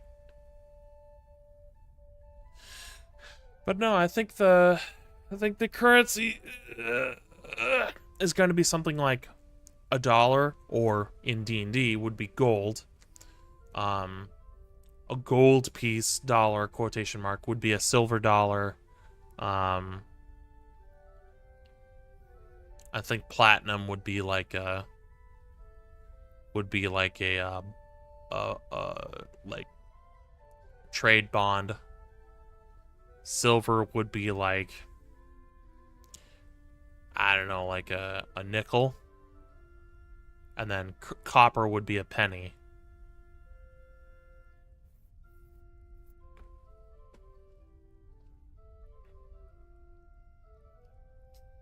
And I'm learning to be a little more lenient on carry capacity in D&D, because as a player, I don't mind tracking my carry capacity and everything I'm carrying.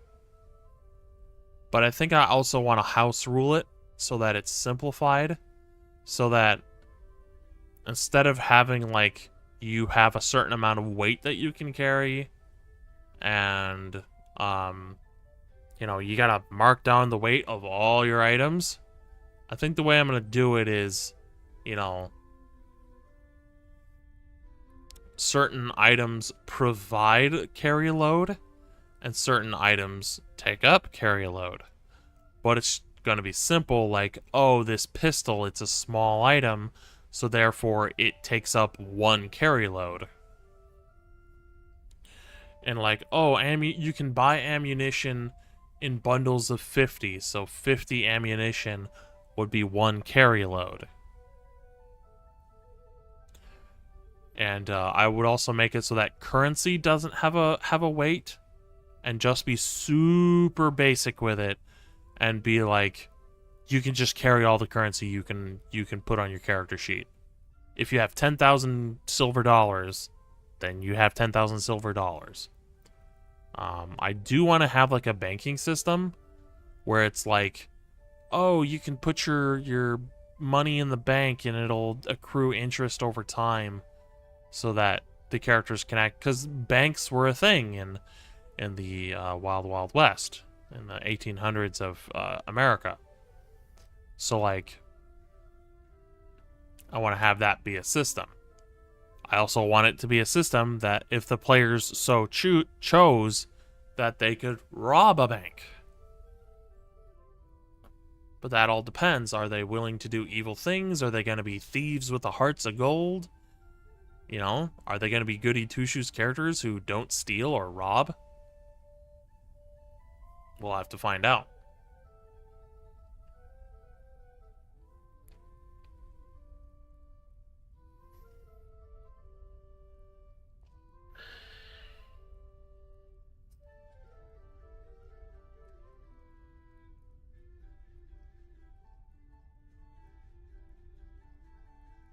And there's gonna be magic in the game for the Weird Weird West campaign, but it's gonna be more of an afterthought. Especially considering we're gonna be using D20 Modern as a base for rules, which has magic, but it's optional. And it's kind of a pain in the ass to get access to the magic, which is I kind of like. But it's definitely a case of like, it's not originally part of the system, so you have to kind of work your ass off to get it. And in the context of the world, it'd be something like you've been touched by some eldritch knowledge, and therefore you can cast magic. However, the people in the western towns are probably going to see your magic as some sort of devilry or witchcraft. So they're you probably don't want to be using it around regular people who are going to be like, this person is worth persecuting. Because my characters, my players wanted a darker setting, especially since I was kind of leaning towards that, but I wanted to confirm with my players that that was okay, but that was like something they wanted, so it's like, oh, perfect. So, it's not just going to be the townspeople are great, and the monsters are monsters. Oh no, they're monsters. It's like, no, some of the monsters are going to be the people. Some of them are going to be nice. Some of them are not going to be.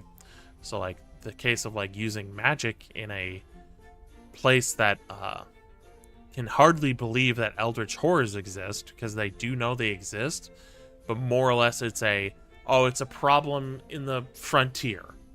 Like, we're safe in our little town until they become not safe. And I'm using a random kingdom generator, which generates castles and castle ruins. But what I can do with that is be like, these aren't castles, these are frontier forts. And the way I'm going to do it with, because I'm basically doing 2 kingdom generations. I'm doing a kingdom generator for the regular people, and then I'm doing a kingdom generator for the natives, which is, the stand-in for Native Americans. Because it's a Western setting, that's kind of part of the trope.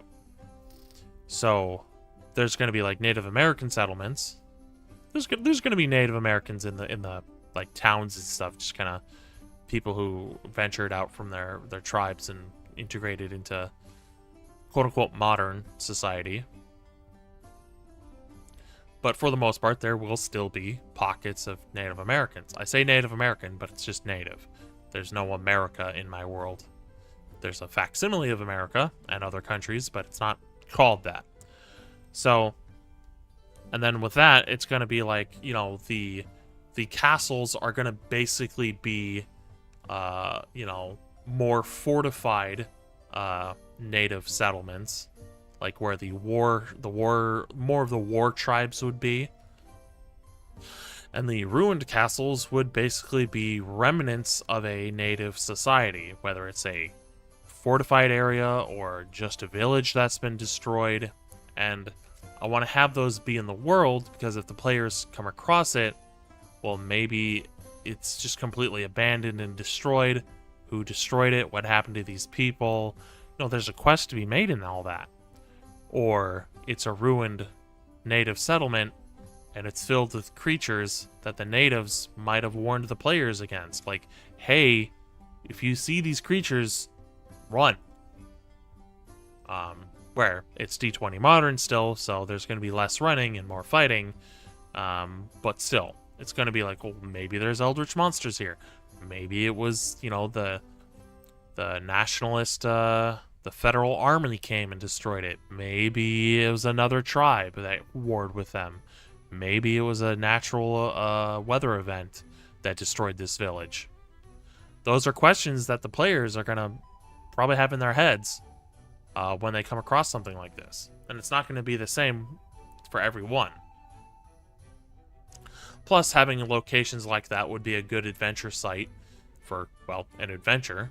Like, go to the ruined fort on the frontier. The federal army was wasted there by eldritch horrors, and now you've got to stomp them out so they can recover the bodies and, the equipment, and maybe even get the fort up and running again. That sort of thing. Alright, I really have to take a bio break, so I think what we're going to do is we're going to call the Skyrim segment early, just like a little more than 10 minutes early. So I'm going to save it here.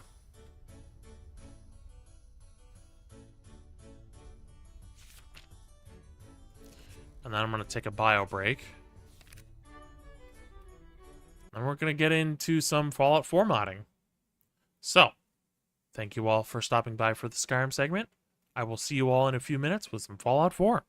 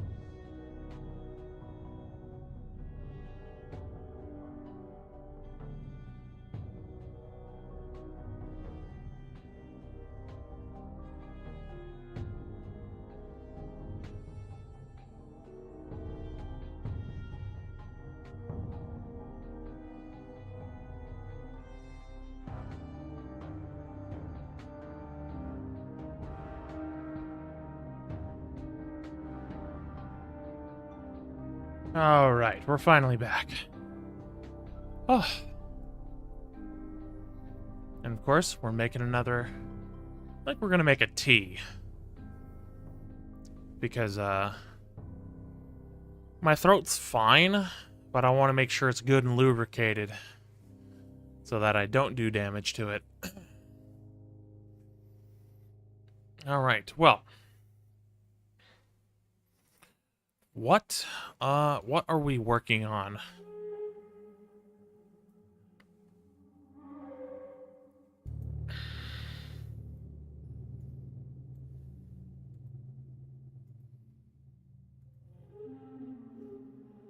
Okay. So we have this. This is the next mod we'll be testing. It's a Nuka World settlement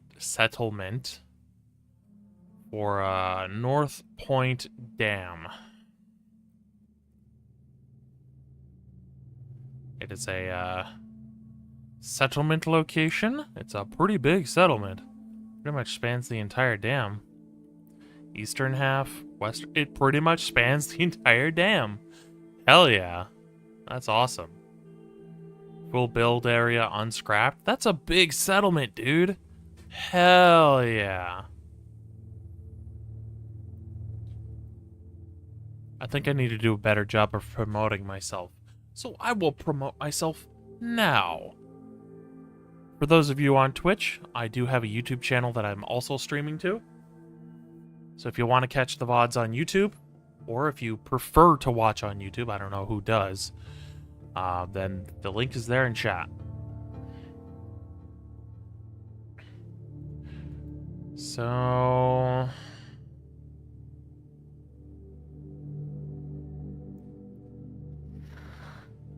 let's see, North Point Dam. So if I...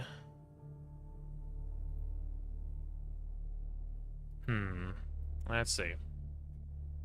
Fallout for North Point Dam. North Point Reservoir.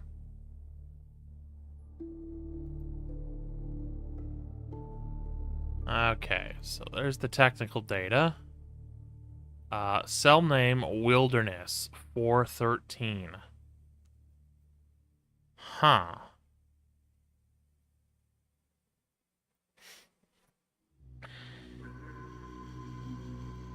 Put this on the other screen so I can have that as a quick reference.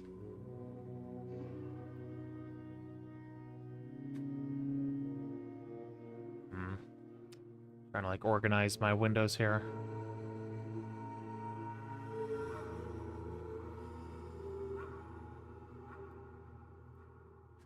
Okay. Oh, and I'm logged out of Nexus. Very cool. Very cool and based. Let me log in real quick.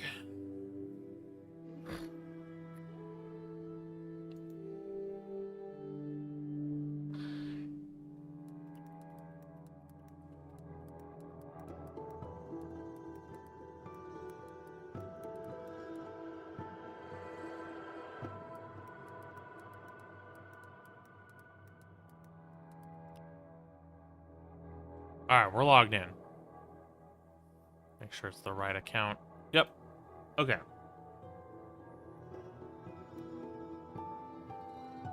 So, considering we've had good luck with this person's other mods, other settlement mods, we're gonna endorse. So, the kettle is boiling. I'll return with a coffee.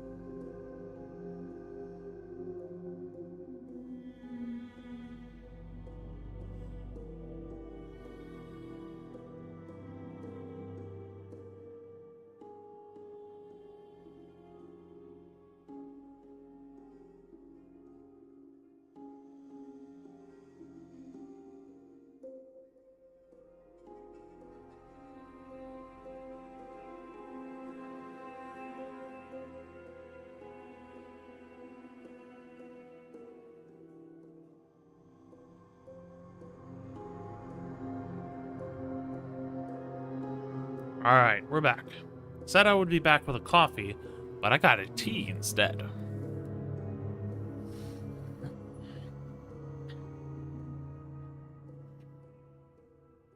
Okay.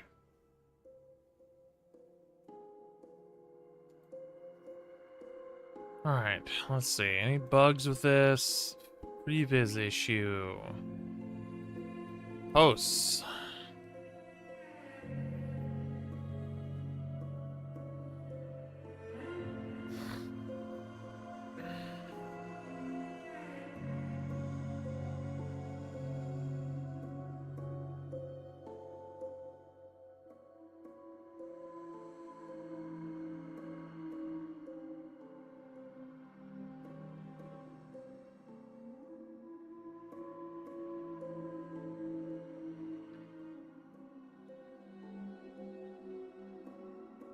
Okay.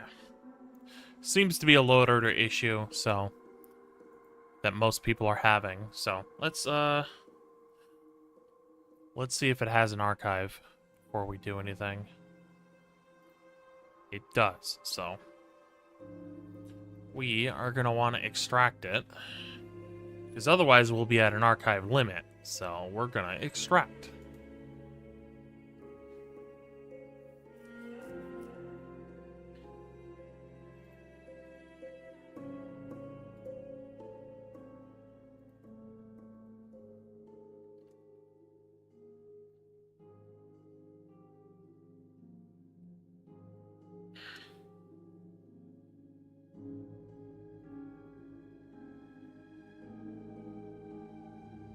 Extract it to the same folder. Thank God for BAE. The Bay Extractor.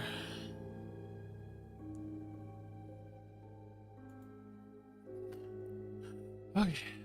And then if I just refresh here, should pop us up with that. Let me go ahead and check the Bandit radio as well. Bandito Radio. Bandit Radio replaces classic radio.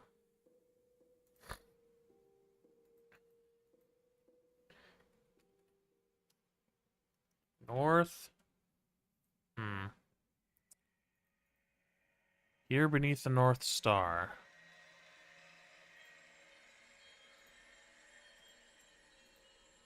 Let's try this. Enable.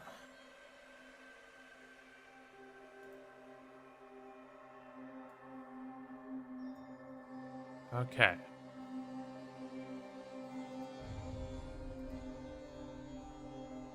Are these indeed XWMs, and will it work? That's right, it wasn't. It wasn't a classic radio song. It was, Minutemen radio. However, if I just take these files... Let's see.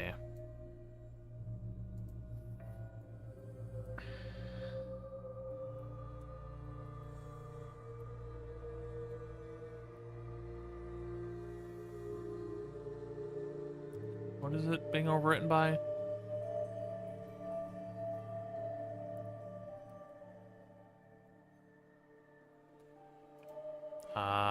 Yeah, so open.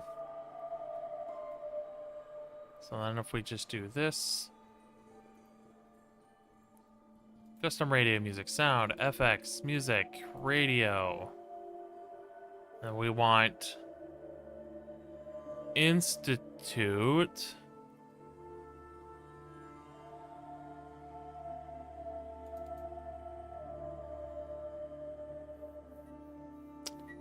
There goes the timer for my tea.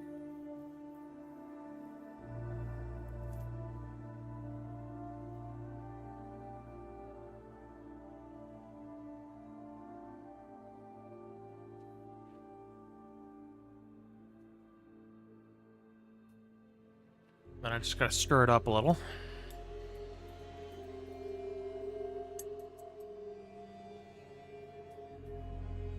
Okay.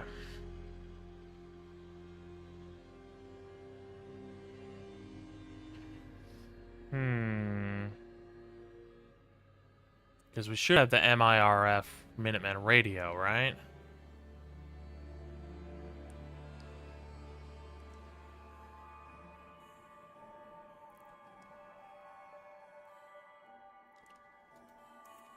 Okay.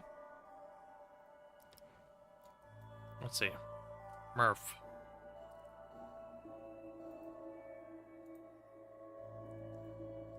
Military Radio Freedom.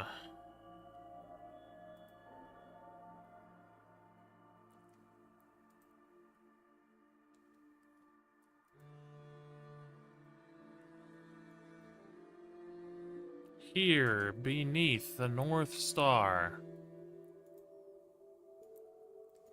Go ahead and disable. And then I want to grab MIRF, and I want to extract the files so that they properly overwrite. Okay.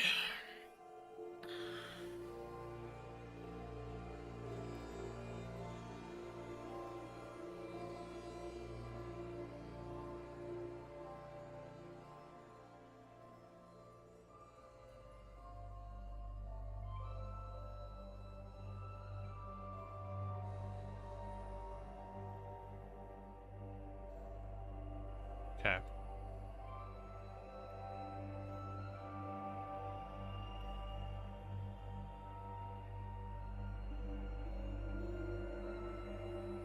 Okay, these are .wav, so these are properly overwriting. What are they overwriting? The unofficial Fallout 4 patch. Okay.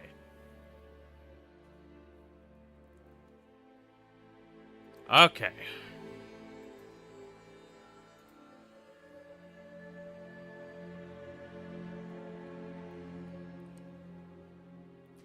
All right.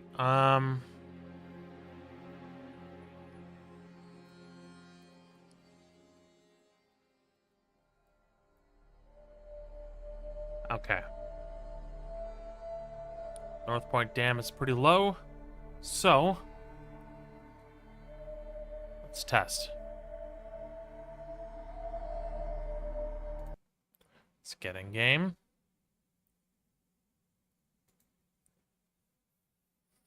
We'll have a couple sips of our tea.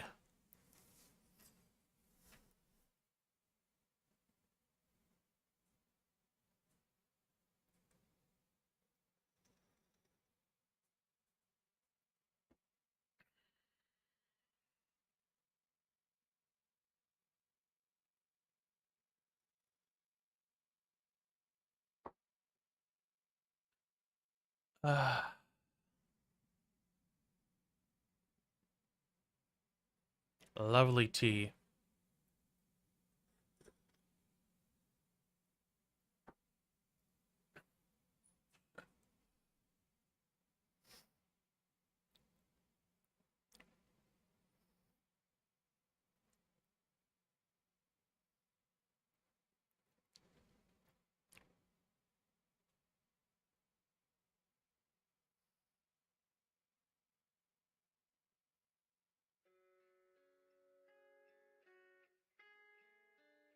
Good hunting, Stalker.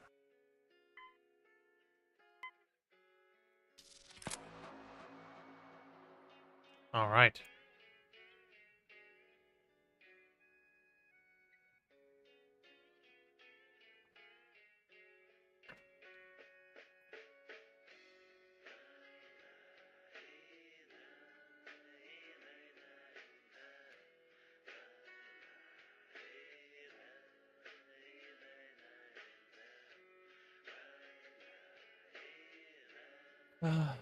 So delicious.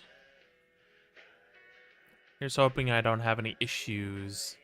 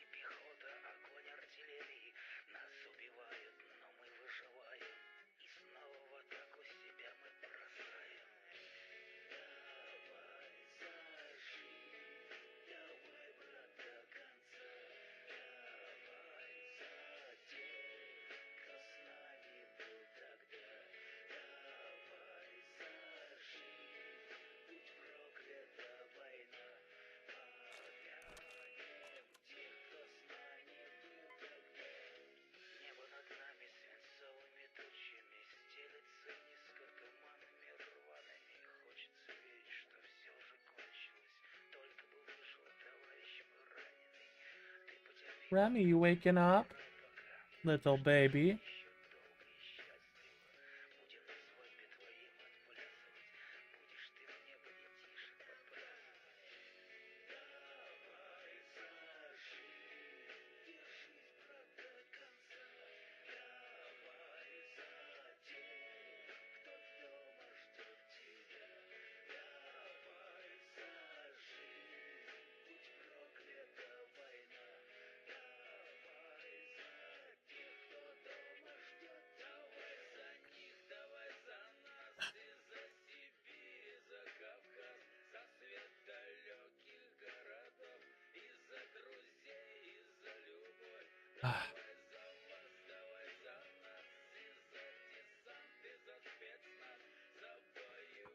I should also get that reshade preset installed.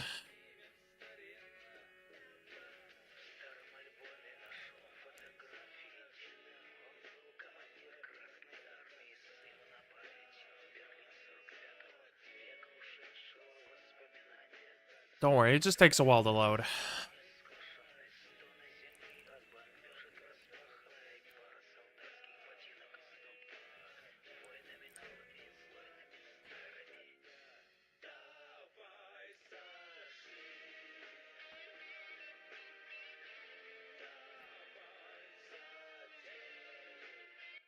There we go. I have a lot of mods, so it takes a while. Same thing happens to Skyrim. Too many mods, takes a while to load.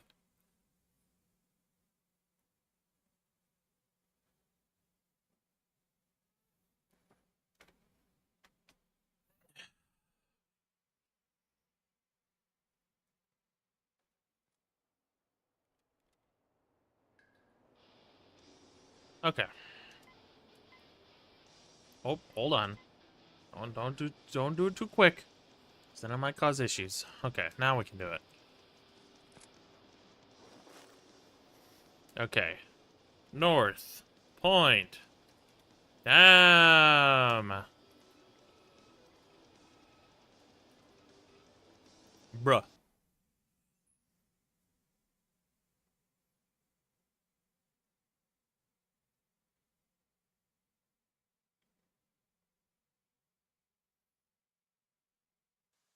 I never realized this car had 3 rows of seats. Like, it's got a back row, middle row, front row.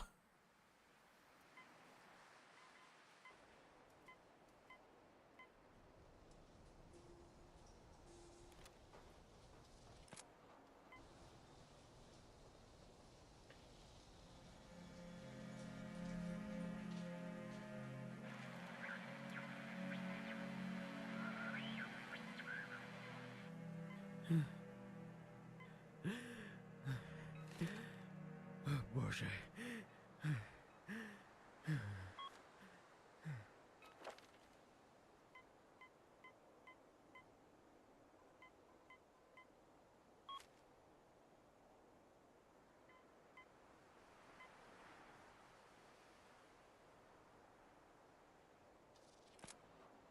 Okay. Save. And then we're going to TGM. Get ourselves a gun. Sure, we'll use this.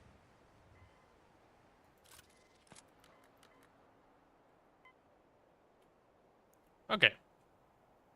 And then COC Wilderness. 413.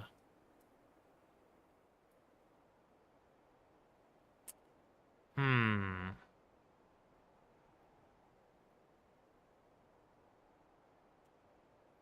COC Wilderness? Don't know if that's really gonna work.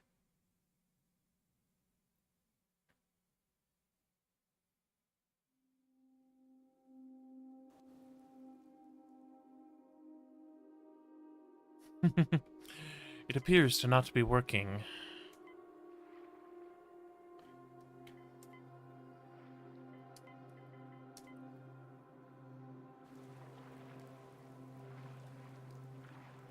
Huh? What? Where is this? Where am I? Oh, it's Galactic Reduh. Yeah, we don't want to be here. So it's like, what the fuck? Where did I end up at? All right, let's see. Where's the Nuka World map? Nuka World map.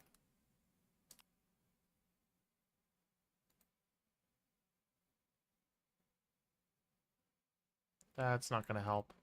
I want the official map. There we go. Okay. Okay. Come on.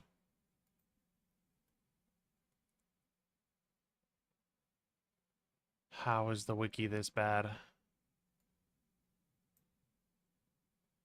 Alright. See full size. Thank you.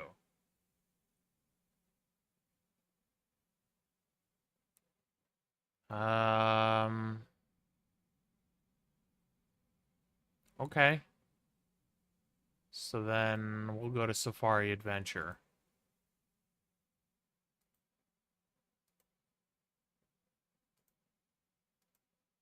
Safari Adventure.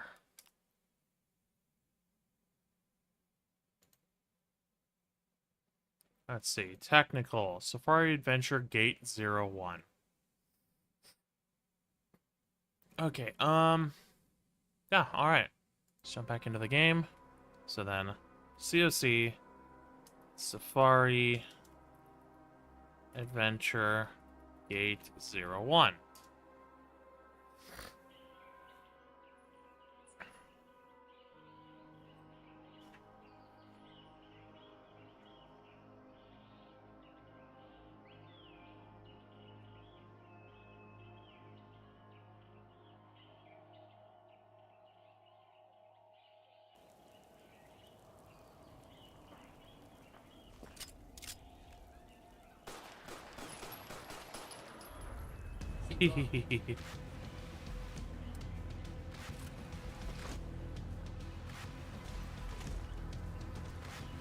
Небольшая часть от стоимости каждого проданного входного билета перечисляется на поддержку наших храбрых солдат, участвующих в боевых действиях за пределами страны. Птица сильный.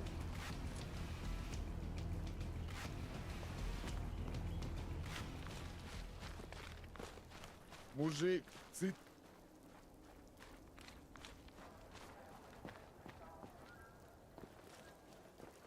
Okay.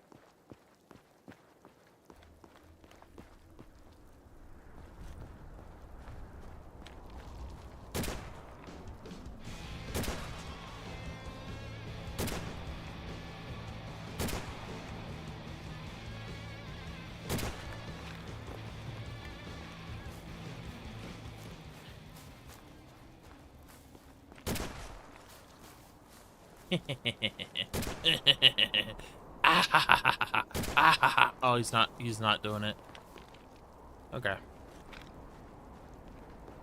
So pretty much we need to go around Safari Adventure and then go north, except we should probably go this way. Alright, let me go ahead.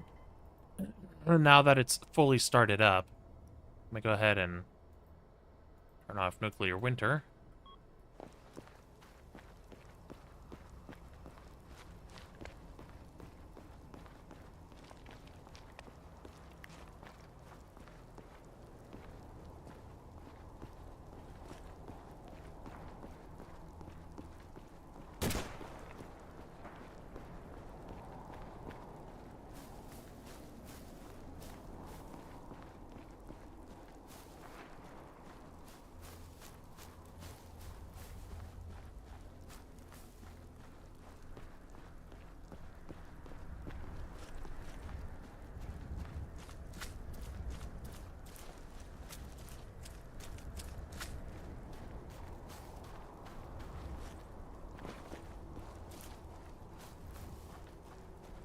Just gotta get to the dam here.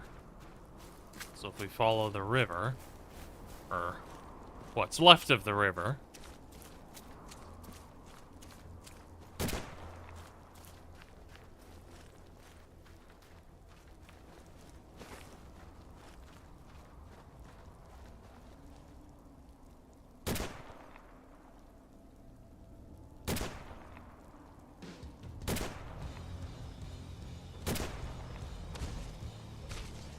you're a big boy.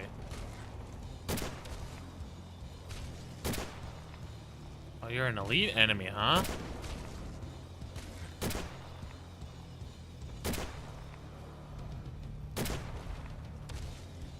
Sir, that's rude. Where'd you go?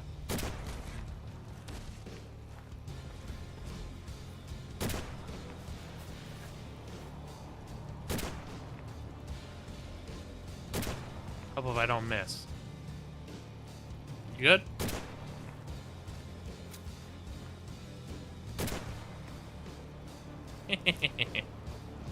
It's basically Experiment 03 Diablo. Diablo, mami. Que culazo.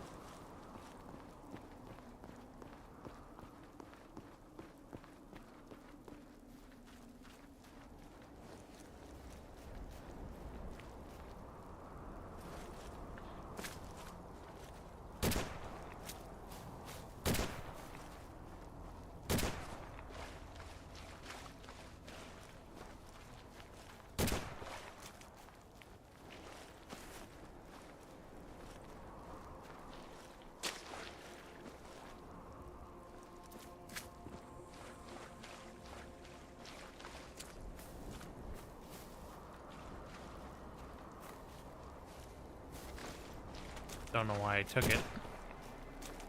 I just wanted it. You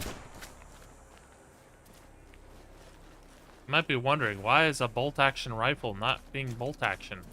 Because I'm in God mode, which ignores reload. And bolt-action counts as reload.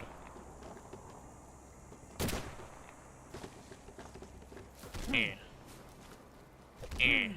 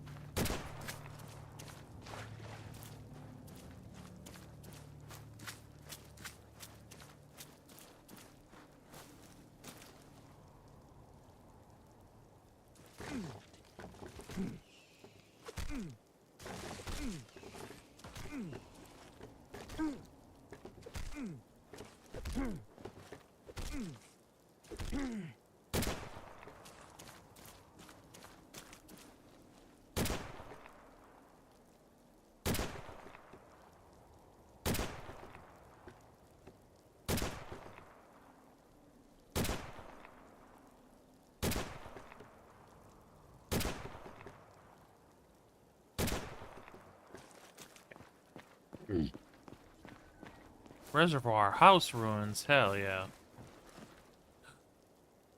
Mickey Big Mouth. Чудесно.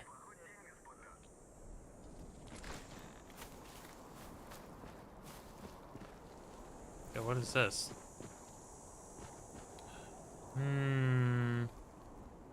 Invisible car. Alright, here we go.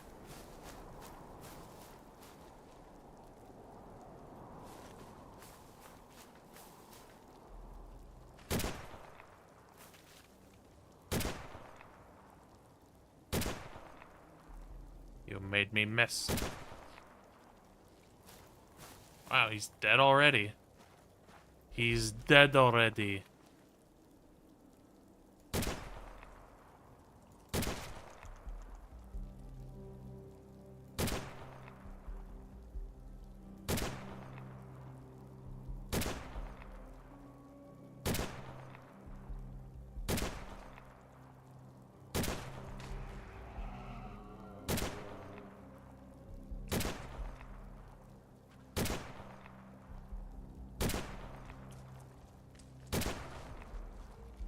Damn.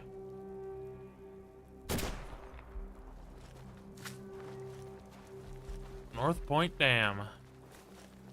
Hell yeah, brother. Okay.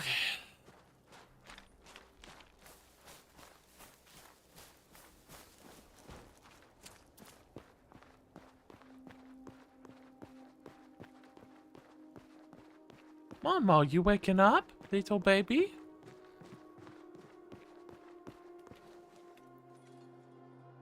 Hi, Remy. What you doing? You just gonna hang out?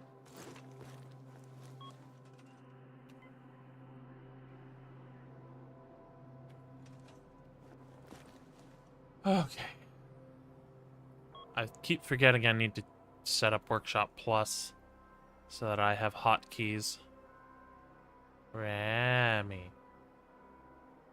Workshop Plus, hotkeys. Toggle flight is B.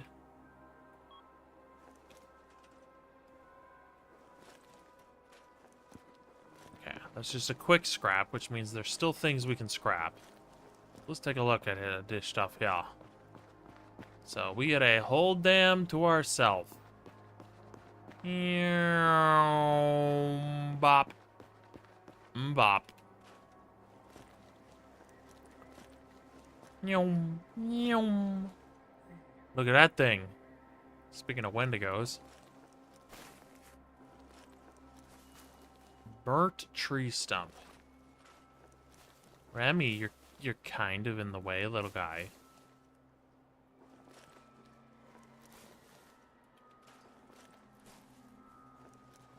Remy, what you doing? Ah, yeah, what are you doing?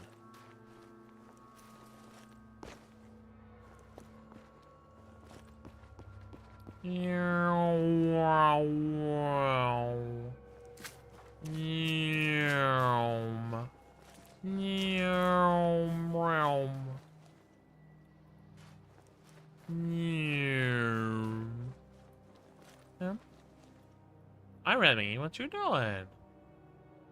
I can scrub this thing, but not that thing.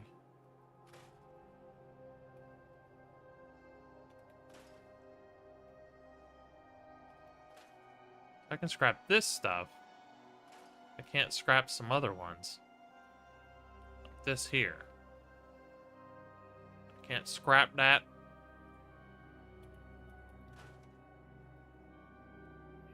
I want to keep that tree whenever I build here. I'll get rid of that. Oh, I got rid of it. No. No, laddie, no. Well, then I'll keep that tree, but get rid of this one. But if I get rid of this one, can I get rid of the vines? Hi, Remy, what you doing? Just kind of testing the settlement here. Vines. Burnt fallen tree.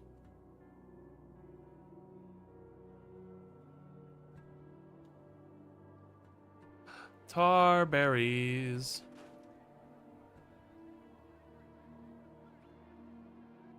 Tar berries.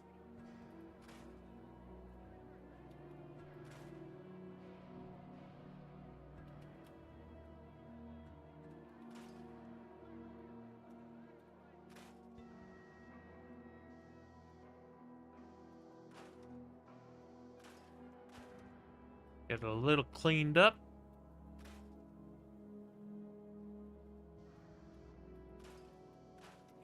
Remy, are you a good boy? Are you a good little baby? Hmm? Come on.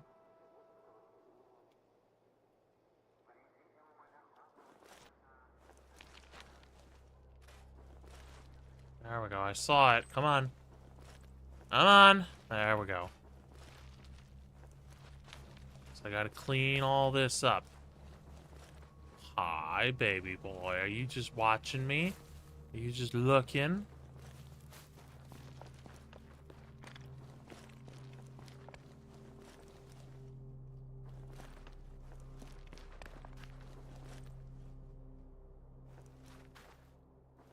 Hold on. Should be able to scrap that branch pile, but I guess not.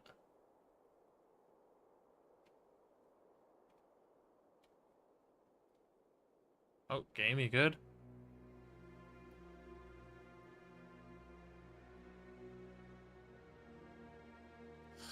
Okay.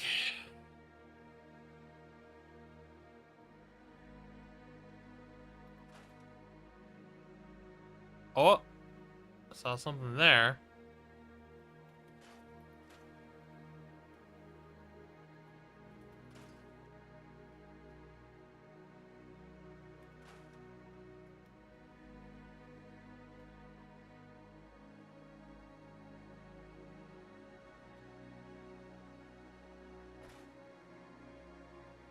Service.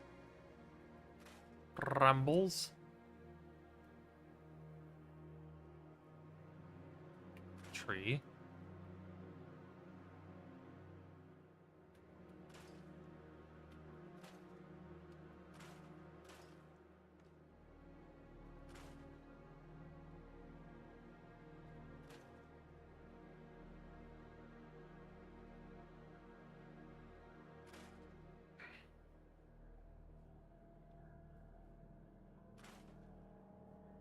Be a good way to get fertilizer, which is a rare resource in my setup. Hey.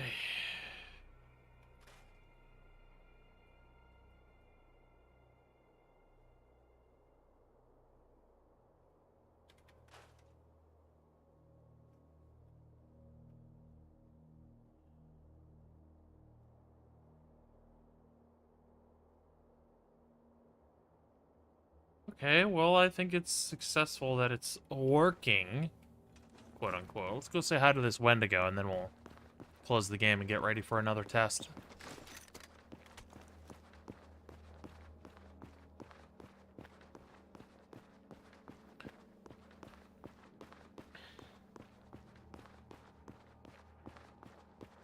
He's just running around at the speed of sound.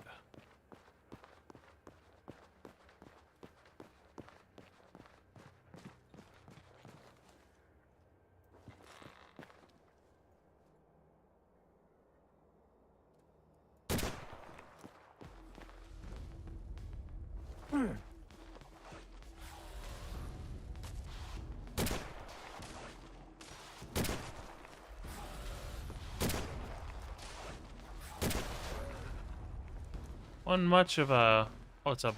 Yeah, a blood hunter Wendigo. Ionized meat, huh?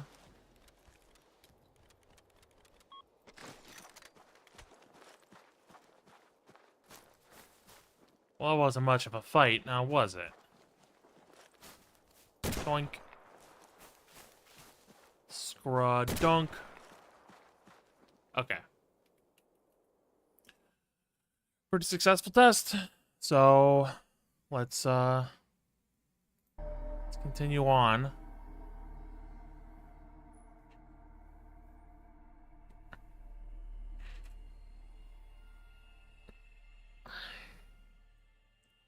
Oh. Felt my back crack and it just kind of hit in the right way.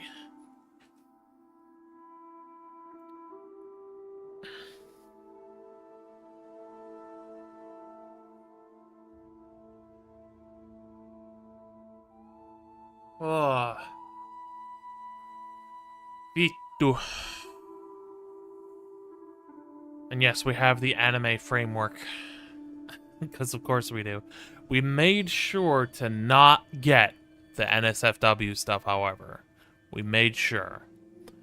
Basically, the only thing in the entire anime framework add-on collection that was 18 plus NSFW was, to no one's surprise, the body pillows.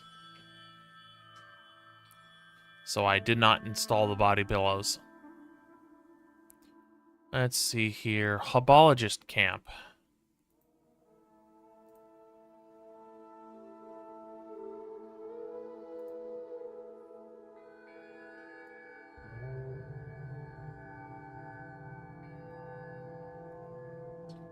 Okay. Let's see.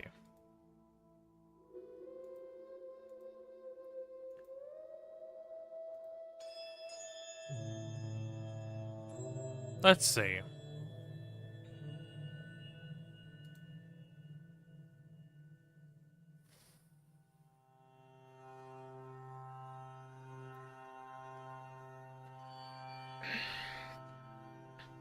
Okay.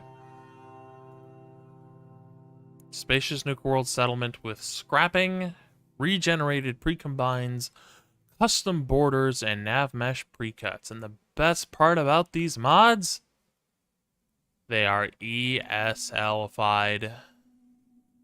Big area, big. Fully scrapped.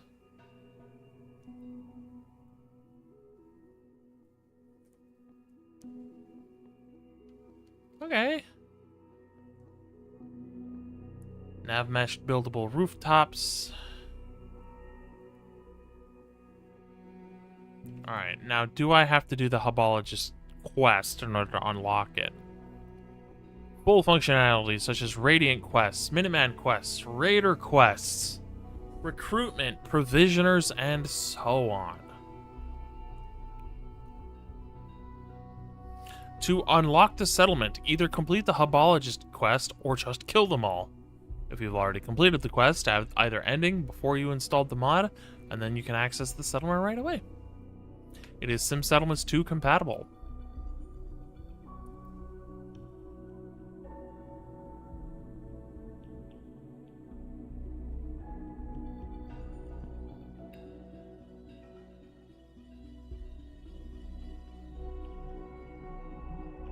Okay.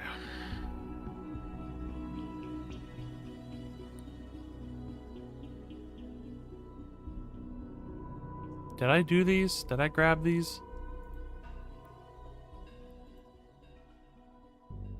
April 7th?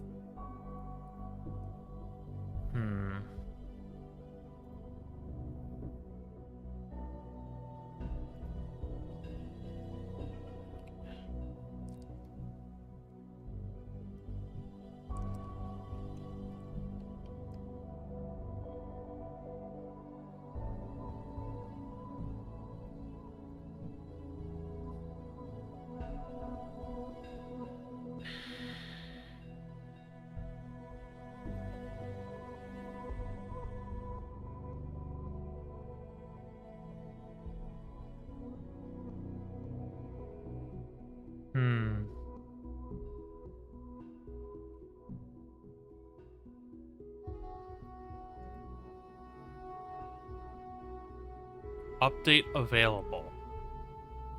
Okay.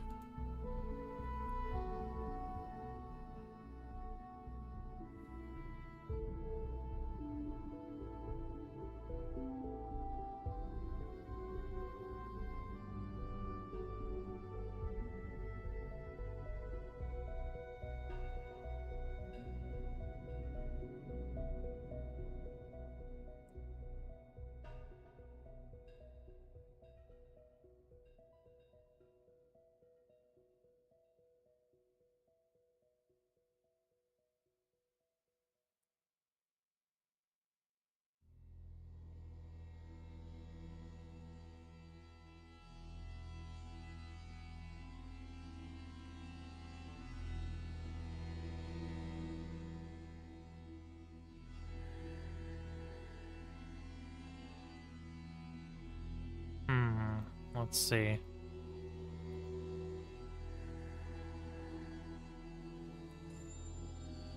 I think I want this as well. Okay, let's take a look. Vault 88 Settler Sandbox fix. Is this an ESL?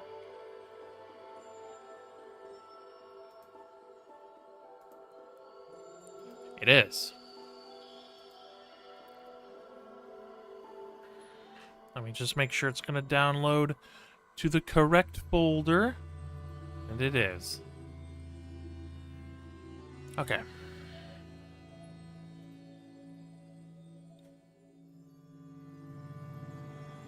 Get full functionality to the crops from Mutant Menagerie Life Finds a Way, which I don't have. So...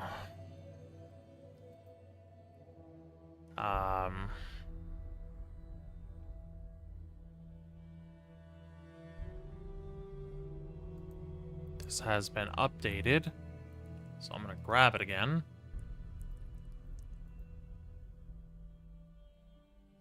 Place high in your load order, okay.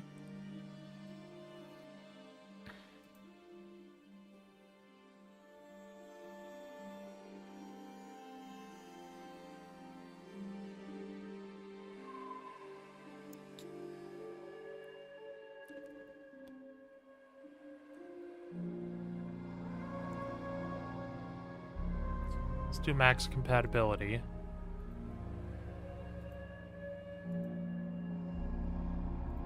Near the bottom, okay.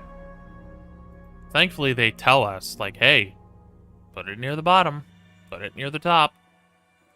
Nuka World Reborn.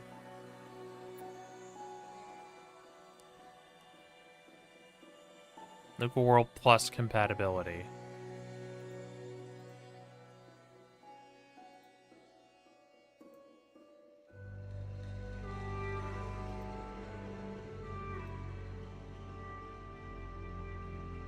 And we plan to use Nuka World Plus. But if we choose Raiders, then yeah. Okay. This person seems to like Nuka World a lot, which is perfectly fine. I think it's great. Install menu has 3 options. Remove corpses, blood, and gore. Removes raider clutter, as well as the blood and gore. Deep clean, or removes trash and rubble on top of everything the others do.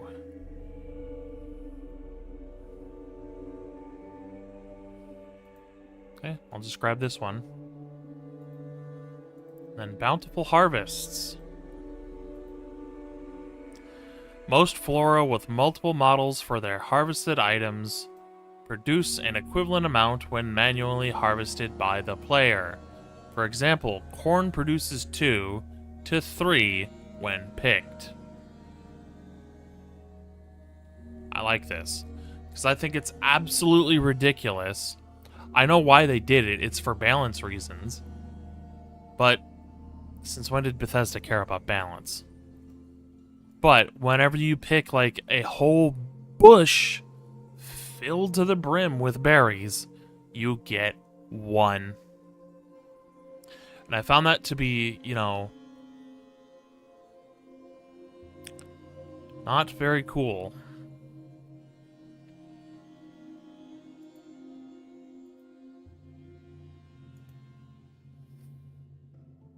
Which is one of the reasons I like Kako so much for Skyrim. Kako being complete alchemy and cooking overhaul. Some people think it's old and antiquated and kind of jank and not really worth installing, and I would agree. But I like it still, so I'm using it. Oh yes, we're a Kako streamer.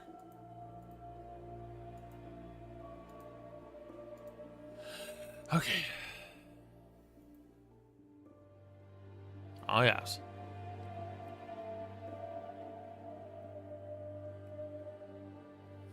So, just to kind of take a little bit of a break of looking at mods, let's actually determine our character.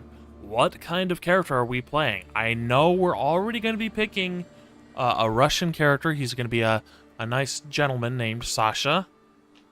So, let's get... S7.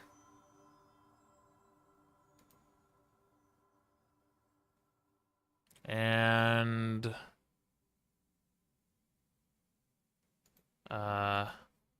random list generator.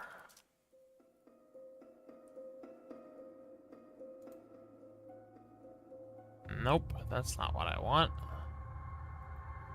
Random generator. I think this is it. Yep. Alright. So. Perks / skill trees. Skills. There we go. So we get melee. We get to choose 4 skills at the start to get 15 points put in automatically. We get melee, weightlifting, heavy weaponry.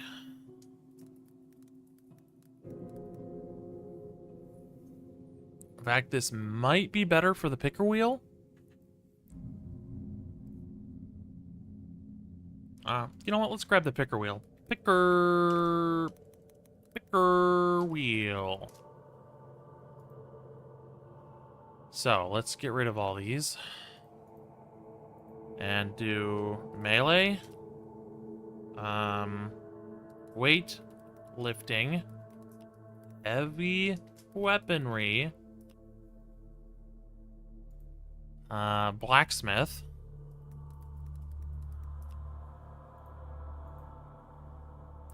Rifles. Thievery.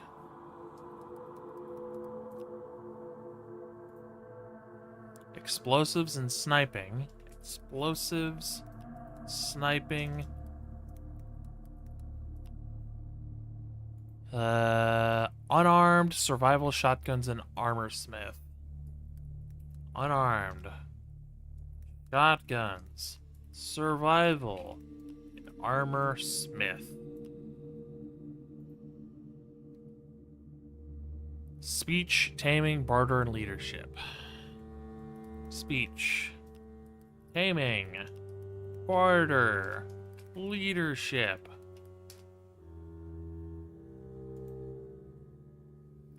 Energy weapons. Science, hacking, medicine, and gunsmith. Energy weapons. Science. Hacking. What else? Medicine and gunsmith.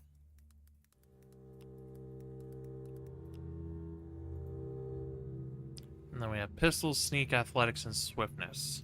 Pistols. Sneak. Athletics. And swiftness. Automatic. Automatic looting, opportunity, and chaos. Looting. Opportunity. And chaos. So basically we pick 4 of these. Let me get a notepad up and running. Notepad.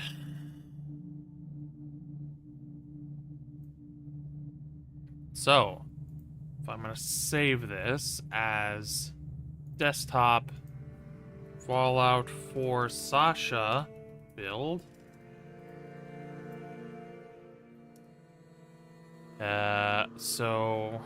Alright. First skill is heavy weaponry.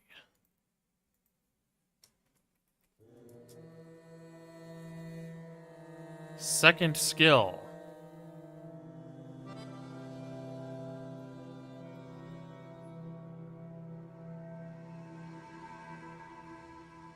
Swiftness.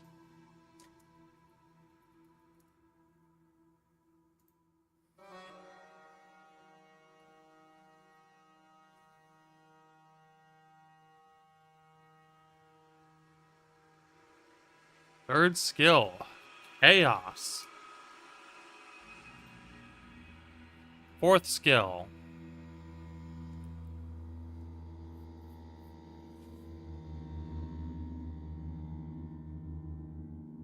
Gonna need a reroll. I should probably click on hide choice.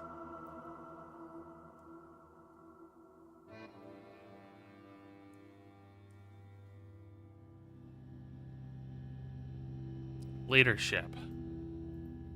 So, leadership. Those are my 4 starting skills. And then if we just do then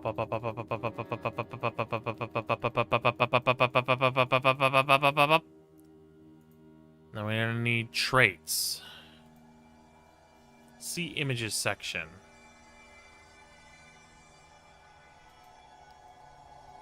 And we get to pick 3. Choose up to 3 traits or none, but we're gonna pick 3. So we have the Ghoulish, Bloody Mess, Cannibal, Lone Wanderer,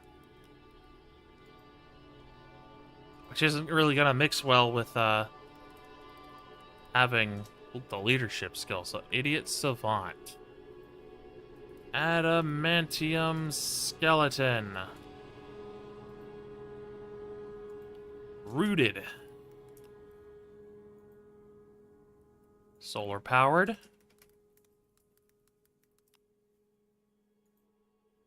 Night person. Retention. Aqua boy and party boy. We get to pick 3. So.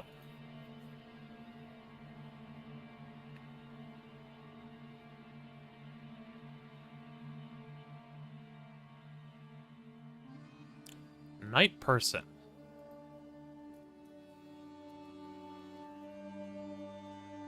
Hold on, let me separate these. Oh, we should have done hide choice, so night person. Bop.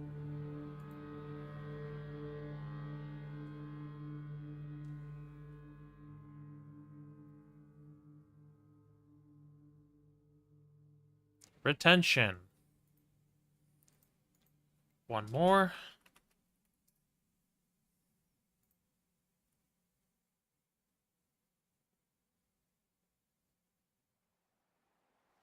Looks like it's gonna be Party Boy. And then we have to pick our special stats. Which means Fallout 4 character generator on generator. So generate. So strength will be 4. Perception 7. Endurance 3. Charisma 3. Intelligence 2. Agility 7. And luck 2. Okay.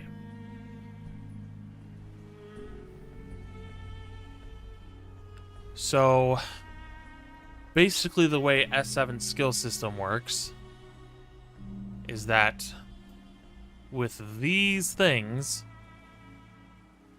our special stats determine how fast the skills under those stats level. So perception, so with heavy weaponry, that's strength, so it's gonna level up somewhat okay. Chaos is luck, which means it's gonna level up very slowly. Leadership is charisma, which is gonna level up slowly. And swiftness is agility, which should level up quickly, being at a 7. So that is our build. Now we pick factions. So, in the... Oh, we gotta go back to picker wheel. Picker wheel! Okay. Alright. So, we are gonna want to do... of the vanilla fractions, we have the Minutemen. We have the Brotherhood of Steel. We have the Railroad. And we have the Institute. Which one are we going to be siding with?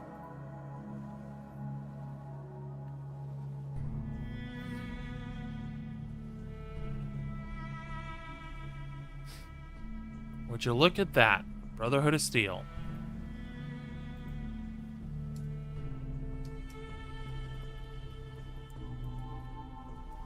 And then we're going to do DLC factions. So, there's not so much a faction here, but is it kill Mechanist or spare Mechanist?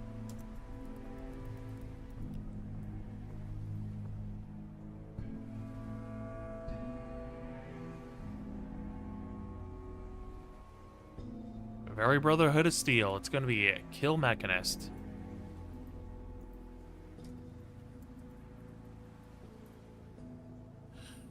And then for Far Harbor, or... yeah, Far Harbor, it's going to be...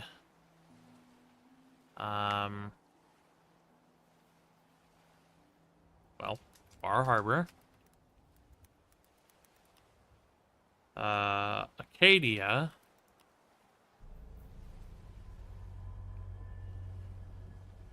And Children of Atom.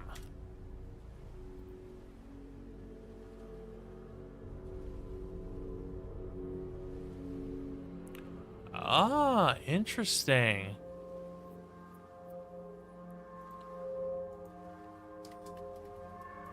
And then for Nuka World, we'll do Raiders or open season.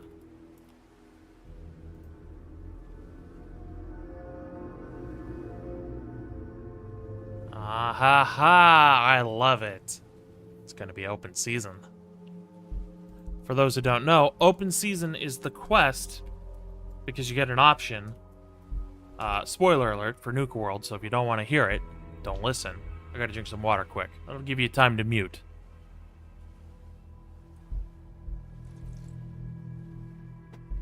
Okay, spoiler. In Nuka World, you can join the Raiders. And, with that, you can do a bunch of Raider quests. But, optionally, you can just decide to kill all the Raiders, starting the open season quest, which allows you to, well, have a quest to kill all the Raiders. However, in the vanilla game, if you do open season, you can't do any of the other Nuka World quests, which kind of sucks. Hence why we're going to be having the Nuka World Plus mod. Also, we can turn off our coffee sign. We're going to be using Nuka World Plus, which allows us to do the various other Nuka World quests, but not as the Raiders. Or as the Raiders if we so choose. But we have open season. So this is our character. This is our character and his choices and the skills and stuff. His build is heavy weaponry, swiftness, chaos, and leadership. So probably what's going to happen is I'm going to get a heavy machine gun or perhaps explosives, but I don't have the explosive skills, I guess not. Although we could, because it might count as a heavy weapon. We can get a large machine gun, lots of ammo for it, run around all the time. Chaos will just kind of happen on its own, and leadership will be for when I have companions with me. Night person, I don't know what these traits do. Let's see. Oh, hold on. You are a creature of the night. Gain plus 30 health and plus 3 to intelligence and perception. Between the hours of 6 p.m. and 6 a.m. However, between the hours of 6 a.m. and 6 p.m., you suffer from -3 intelligence and -3 perception. So I'm probably going to want to be a night vision user. And then what other perks, or excuse me, traits did we have? Retention. You're good at keeping the information you learn from magazines. Skill multiplier bonuses from magazines are doubled, but your big brain makes you an easier target. You take 15% more damage from all sources. It's kind of a big debuff. But our skill multipliers are higher, so we'll probably level up faster. And then the other one was Party Boy. Nobody has a good time like you. You cannot be addicted to alcohol. Its effects are doubled, and you gain 3 luck while intoxicated, which will help with our chaos skill. However, your buzzes no longer last as long as they used to. Alcohol effect duration is reduced by 50%. Welcome in, Sweet Juicy. Welcome in. Hello, hello. Hope you're doing well today. We are just setting up the build for our next character for Fallout 4 because Season 2 of Broken Arrow fell through because of bugs with certain mods. So I'm now doing Season 3. But we're just taking a little bit of a creative break to basically build our character. So we're making a nice Russian gentleman man named Sasha. Our skills are heavy weaponry, swiftness, chaos, and leadership. So we're going to be using a heavy machine gun and having companions and running around all the place. Probably at night, because we have the night person trait. We're probably going to level up quick, and we're going to be using booze a lot. Here's our special stats, which in the S7 skill system mod basically determines how fast the skills under these special stats level up. So Chaos will level up slowly, Leadership will probably level up slowly, Heavy Weaponry will probably level up a decent amount, but Swiftness will level up fairly quickly. We're going to be joining the Brotherhood of Steel again, but this time it was randomly determined and not just my choice. We're going to kill the Mechanists, we're going to side with Acadia, and we're going to be doing open season for Nuka World. So we're going to kill all the raiders and employ a lot of settlements there with the settlement mods that I have. So that is what we're going to be doing. Having said that, it is time to test another settlement mod, which is the Hubologist camp, and I think it has a archive, so we're going to have to extract it. I don't know if MO2 has an automatic, like, BA2 extractor. I know it does for BSAs, but I don't know if it does for BA2s. But we have this for that, so...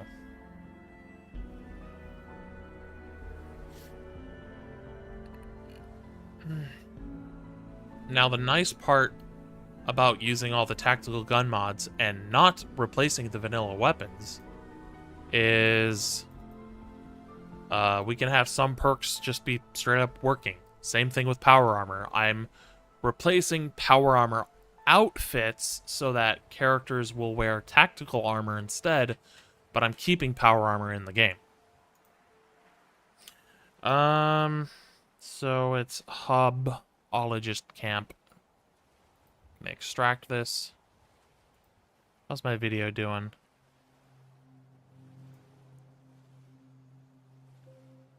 Only 11 minutes, then this must be a new video. Should we perhaps get some different music going?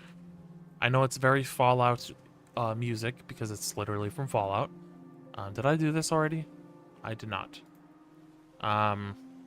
So maybe we'll change up the music here.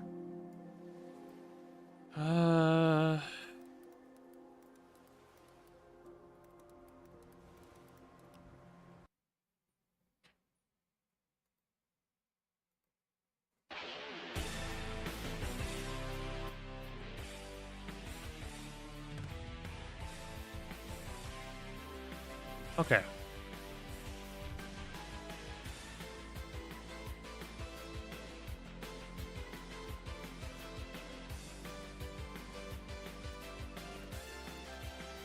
Hubologist camp. So it's just Hubologist camp EXT for the cell. And we're going to want to take this and pull this up here.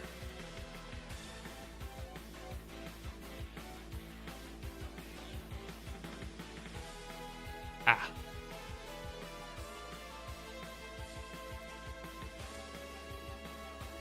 Okay.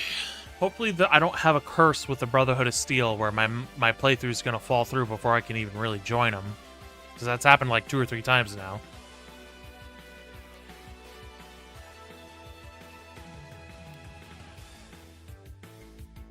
Okay. Now we got to delete the BA2. Alright, delete that.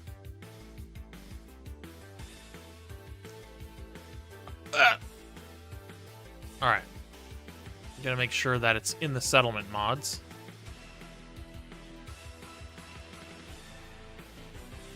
Okay. Ready to test. The person who made all these all these settlement mods that I'm grabbing made a lot of settlement mods for Nuka World. Which is pretty cool. Not complaining, it's just they seem to focus on Nuka World, which, hey, it's a fun little theme park. Like, literally. Like, literally, it's a theme park. So, like, I've said it before, like, Fallout tends to treat the post-apocalypse, and this is more of a thing with, like, Fallout 4 and 76. I think New Vegas and all other games don't really do this. But in Fallout 4, it's more like a theme park. It's kind of celebrating the apocalypse a little. It's very, very silly. Not saying New Vegas can't be silly or isn't silly, but it feels like Fallout 4 is more of a theme park. And Fallout 76, pretty much a theme park. And people go, oh, there's some dark things in it. Well, there's some dark things in Zelda too, but it's still a kid's game. It's still a game designed with the intent that children would play it. Not anything wrong with that, but people are like, oh, it's so dark though.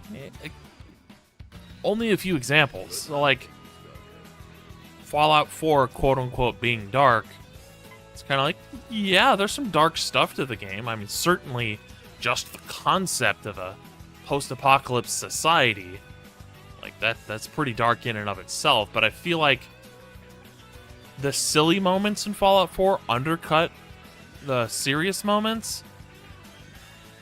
Not to a bad extent, but it still does. And don't get me wrong, I enjoy this very silly moments in these games, especially Skyrim and Fallout 4.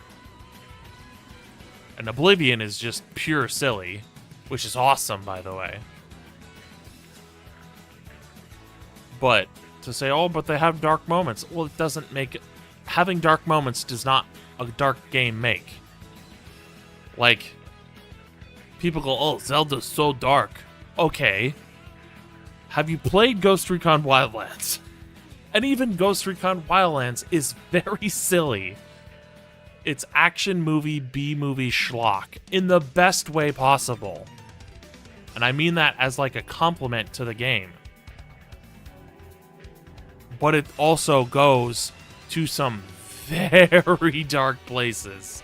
And it's not just, oh, it's kind of dark because there's a reference to a bit of lore that is dark. Like, no, it's just in your face. Yeah, you're going to find some dead people that were being surgically, having drugs being surgically inserted into them so they could smuggle them better. Yeah, you're going to find that in Wildlands.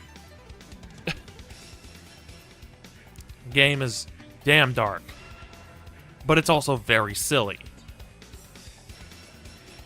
I'm not saying we should compare dick sizes to what game has the worst shit in it.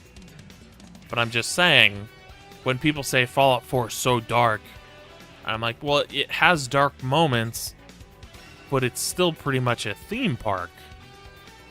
Where something like Stalker might be a little too oppressive with its dark moments, or just its general atmosphere. It's a very oppressive kind of theme. And I don't mean that in the political sense. I mean that in the like spiritual sense. Like it's very dark and gray, and there's clouds all the time, and the people suck, but the people are also suffering, and then there's horrible monsters, and then there's radiation and anomalies, and like, it's not a fun time, quote unquote.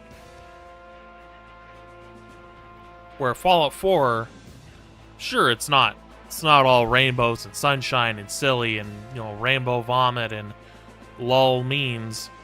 Like, it's got some moments, like specifically Kate and her quest. That is really some like heart-to-heart moments, and people shit all over Preston, but even he's got his moments where it's like, man, I really do feel bad for you.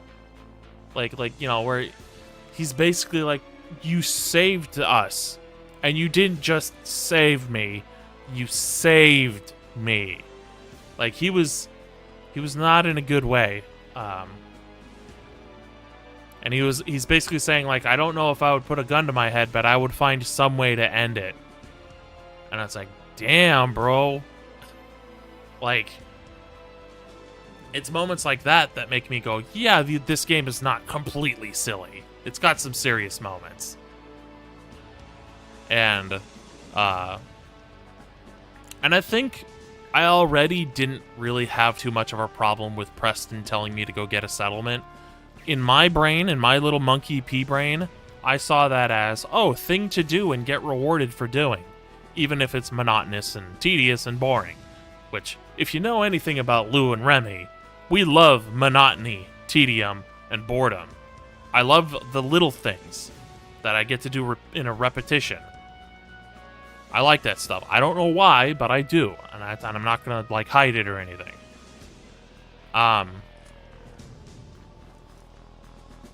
Let's see. Biologist. So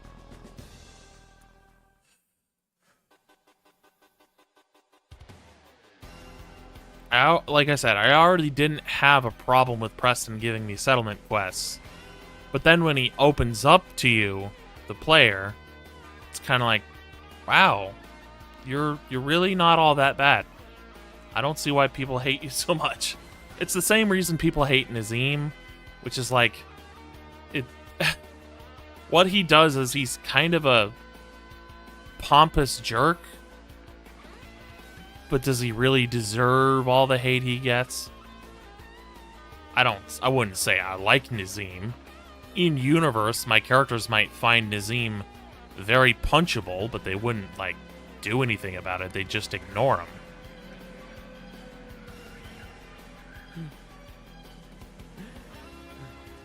Okay.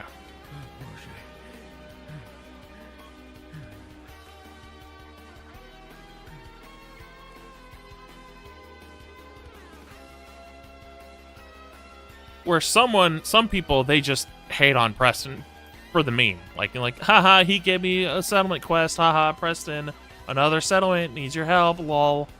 I mean, granted, it's not a very funny joke anymore because they overdone it. But some people just do it for the meme, which is fine. But there are some people who legitimately very much dislike Preston. Maybe not hate, but it's like, bro's a little suicidal and says you saved his life in more ways than one. And then people are like, I don't care. It's like, alright, then just play an evil character. Mod the game so you can kill Preston if it bothers you that much. Which, to be fair, if I'm gonna be playing an evil character that does evil choices, let me kill the character. Let me kill Preston. Which there are mods for that. Which is like, if I'm playing a raider, I might find some identity with either the Brotherhood of Steel, maybe the Railroad. But then if I'm gonna mod the game to let me kill Preston, I'm probably gonna mod the game so I can do the Institute quest at the end of the game as a non-factioned character. Which, that mod exists. I don't remember the name. I think it's like Factionless Institute or something like that, or like Independent Institute. I don't know. I forget the name. But basically it lets you do the Institute quest without joining a faction. So if I added a mod to let me kill Preston, or if I added Galactac Reduh, which makes it so that you can't kill Preston, but you can let him die. Him and his crew. And it specifically handles the main quest in a way that if you don't save Preston and his crew, and they get killed, that you can still do the main quest. Alright. I'm yapping more than when I did when I was doing the jailhouse just chatting. Because I can tell because my voice is a little stressed right now.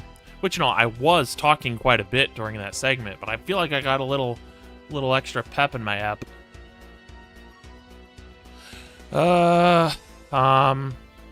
We should probably grab Workshop Plus and hotkey everything. By everything, I mean flight. So then save, and then we'll get, we can just do it when we get there. So, COC... Hubbologist Camp EXT.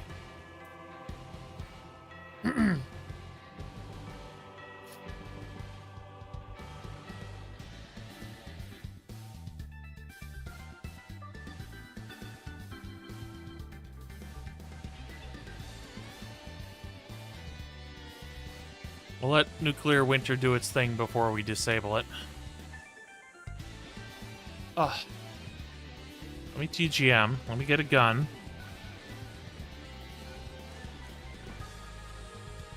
Let's get a big gun.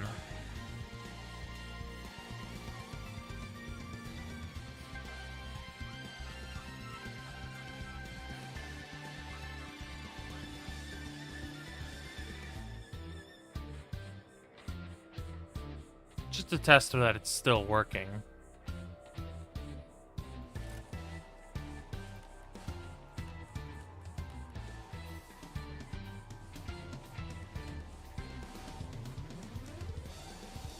Bishka. It's not working anymore. Why? Why aren't you working, you stupid bastard?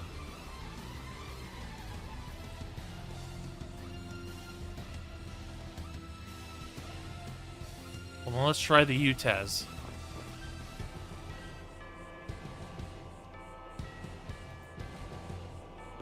Oink.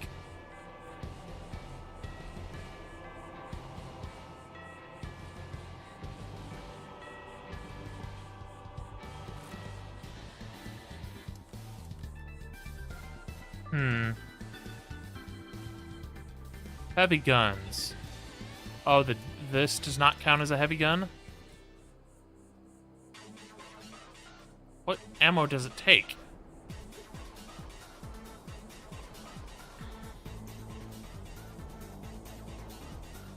$50.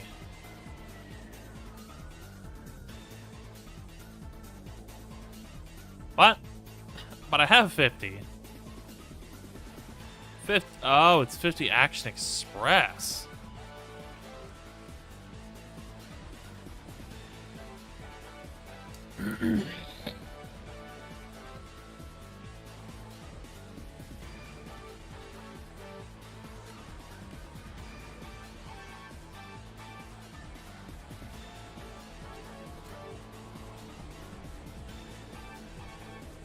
That's a little funky, but I guess that's fine.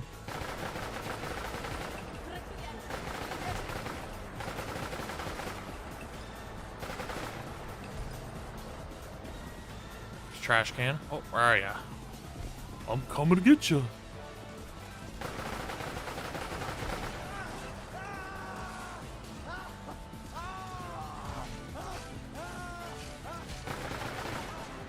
Damn.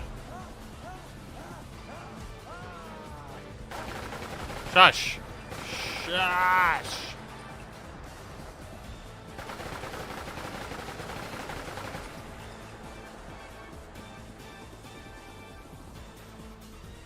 Okay. Let's turn off Nuclear Winter.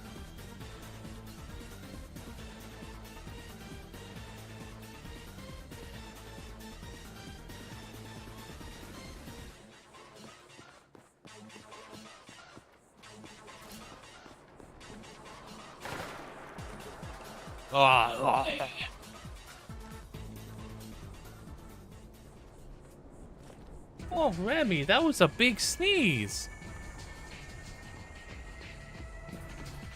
Oh, it crashed.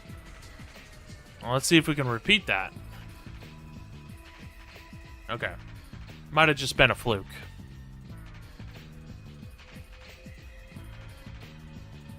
Remy, little baby.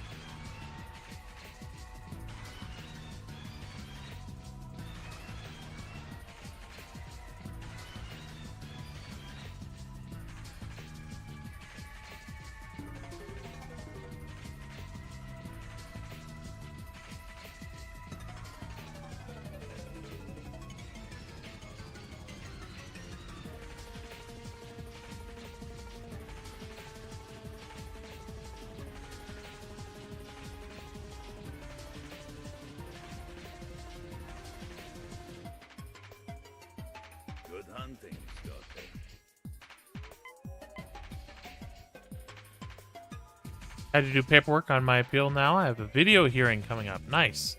Good luck with that. Hope you end up getting on the disability or SSI or whatever it is. And that's just it. It feels like they specifically build it in a way that is hard, very difficult to get on. But then once you're on it, hopefully, it'll be smooth sailing.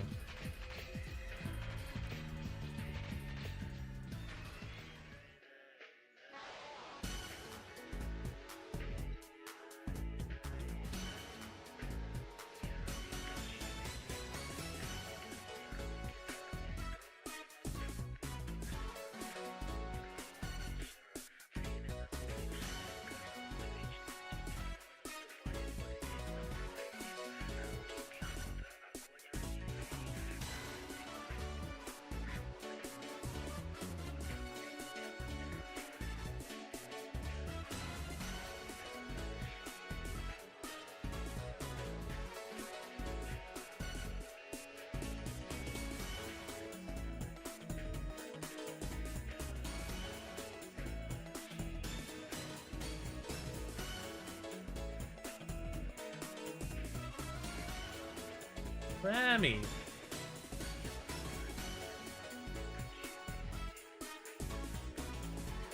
Don't worry, it's loading. Don't worry that the image is frozen.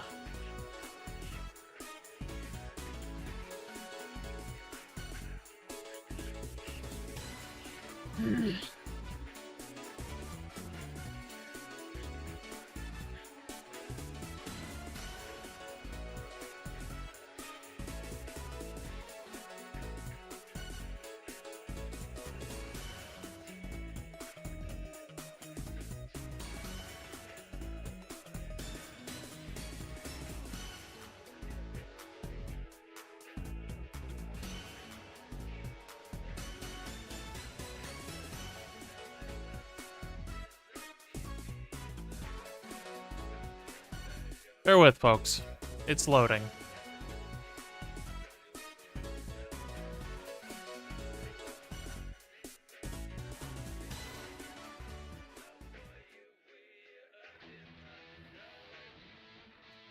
See?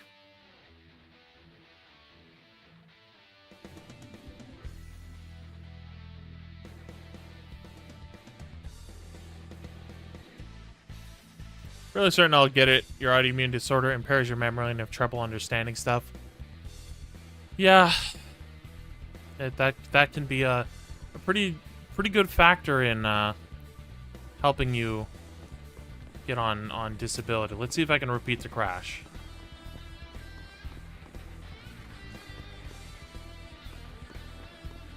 Come on, crash. Aha. So then it was a fluke. Zeta Ray aligner. Nuka Fruity recipe. Okay, let's see if we can find the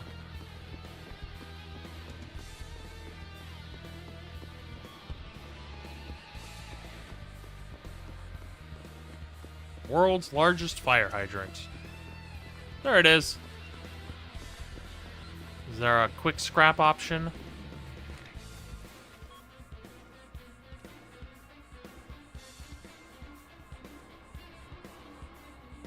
Donk. Oh well. Good thing we take no damage.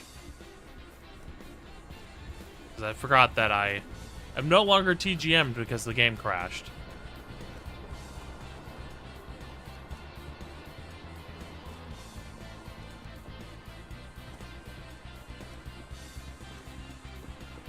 Yeah, that's a pretty big settlement.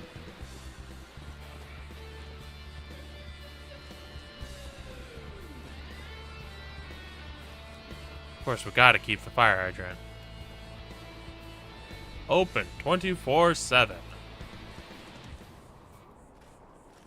Like, I could see building a hotel here, or motel. Converting this building to like a motel. Hotel, motel, Holiday Inn. This is a rest stop. It's a public restroom. So I guess maybe not turn this into a hotel, but definitely build one around it. Animals!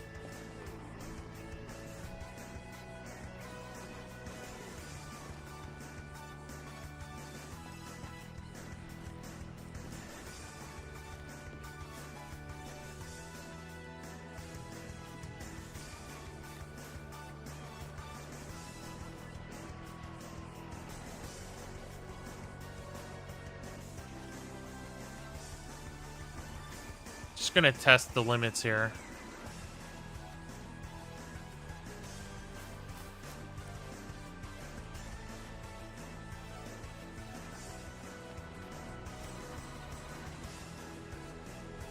Daksu.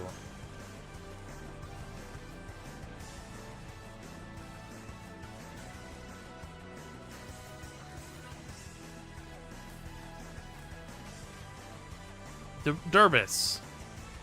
Durbus. Rubs.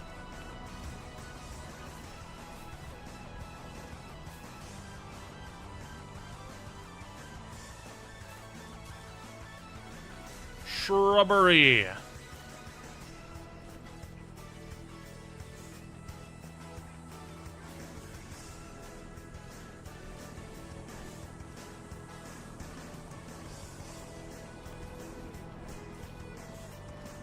This probably doesn't even work anymore. Right.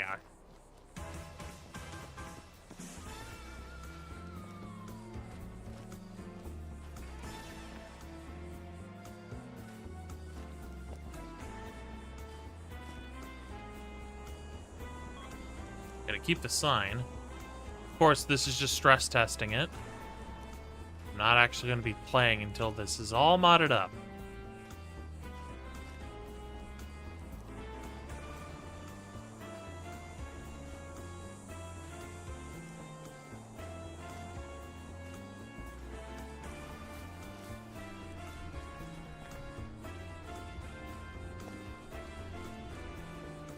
And this could be like a, you know, a little restaurant.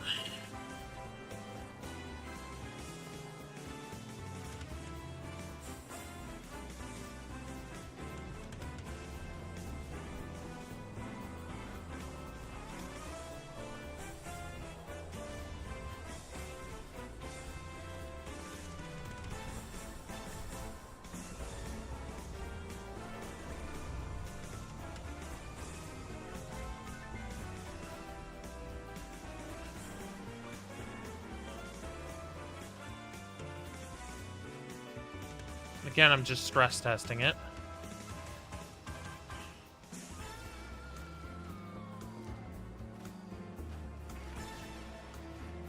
Keep the stairs.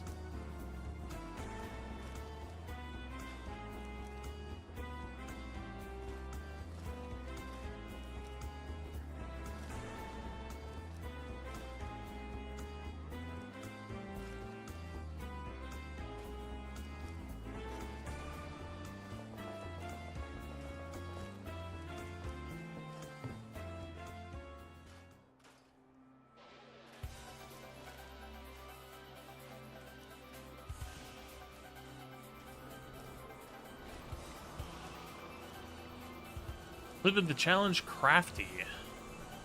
Telescope. That we could keep. Let's maybe get rid of some of this stuff. Oh! Looks like we're deleting it then.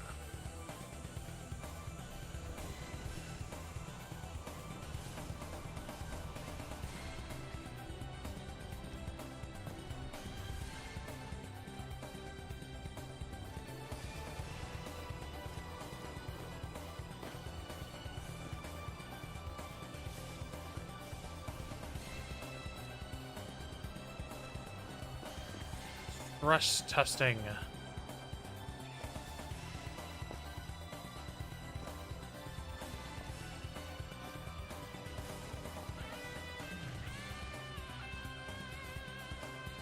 Something wrong with my cars. Basically, I scrap them and they stay.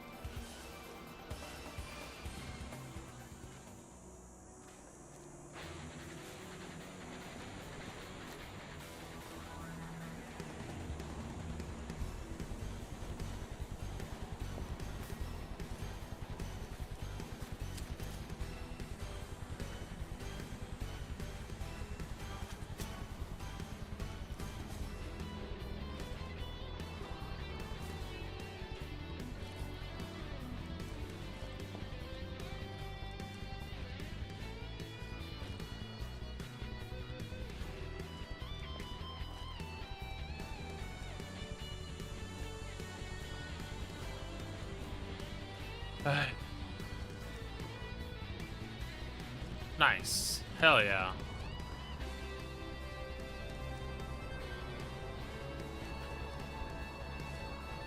Again, we're just stress testing it. Especially considering we did have a crash.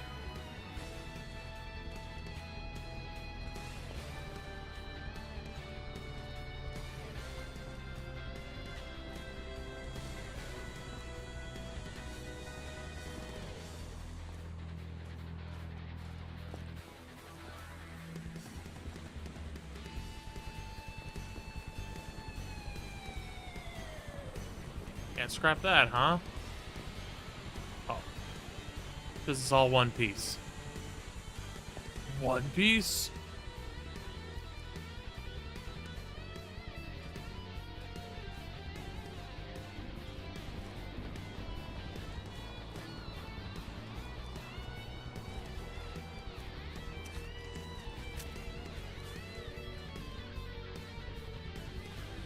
Yo, iguana. Come on. There. Christ.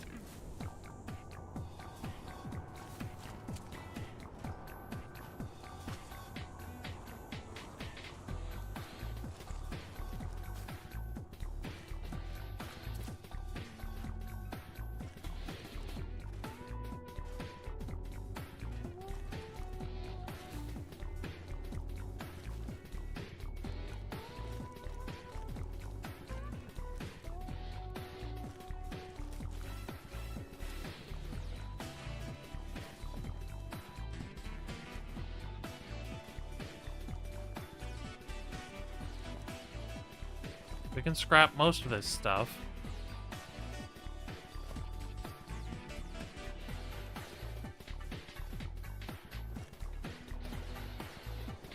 Okay.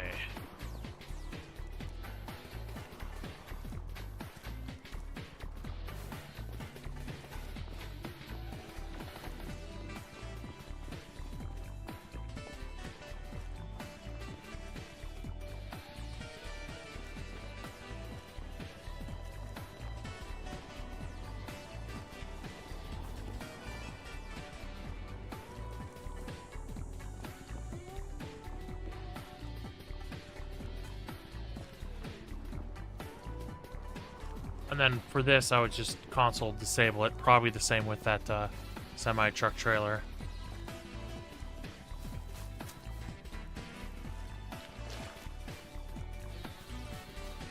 Boat. Money.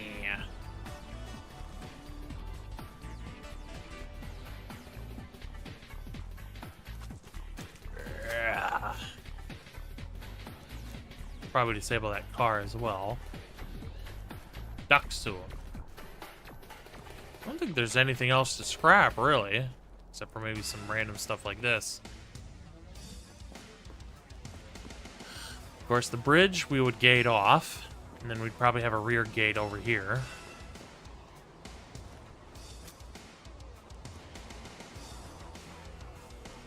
A lot of Durbis here.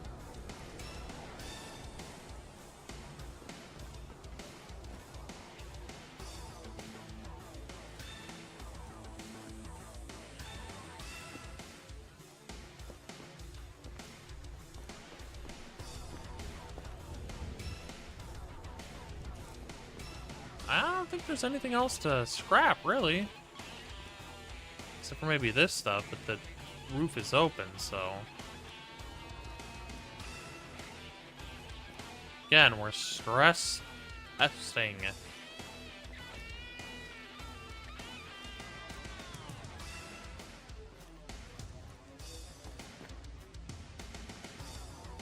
fact, I'd just build new stairs.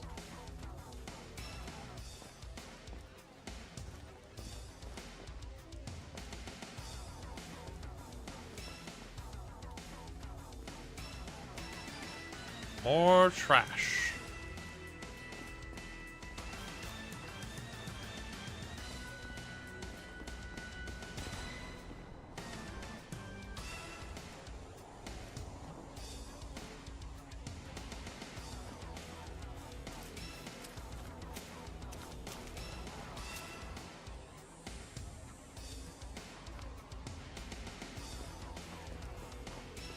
Okay.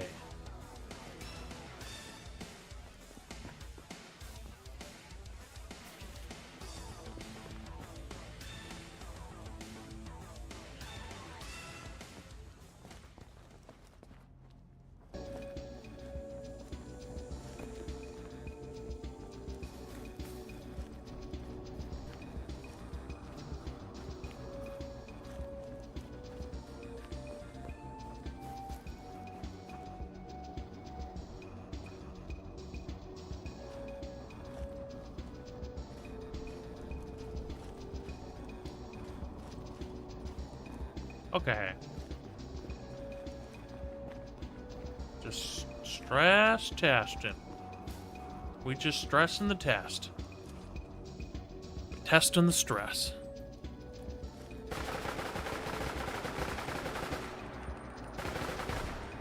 Nice try, idiot.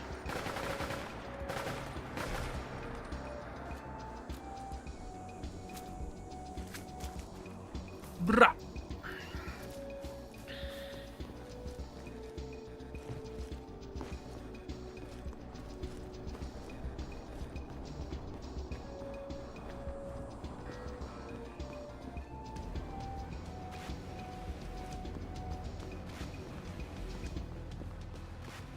I done heard a robot. Where's the robot?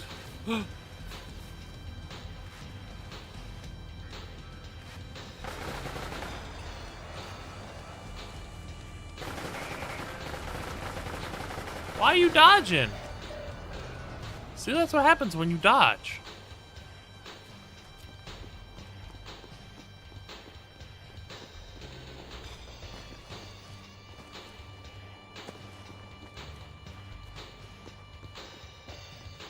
Bing bong.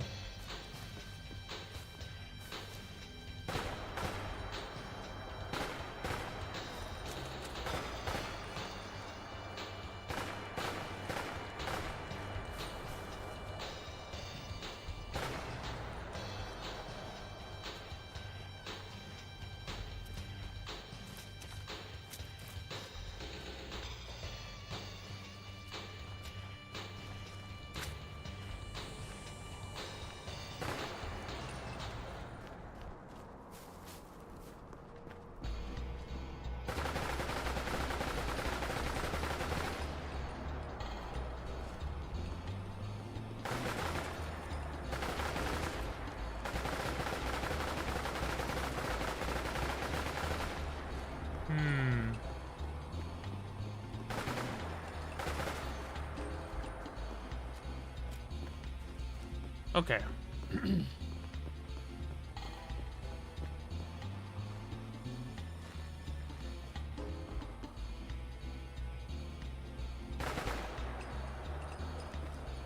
Alright, we're just fucking around now.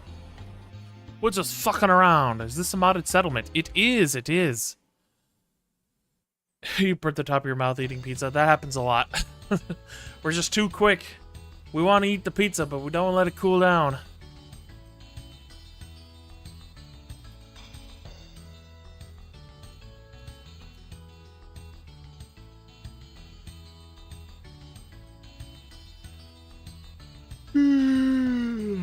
How about some different music? How about Division 2?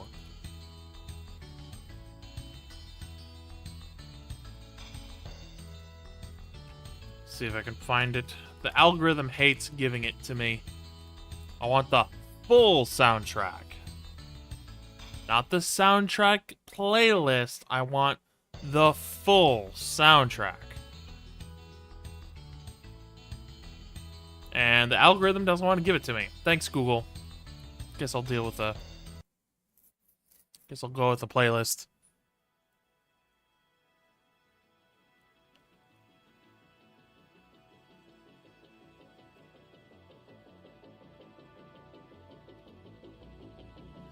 Okay.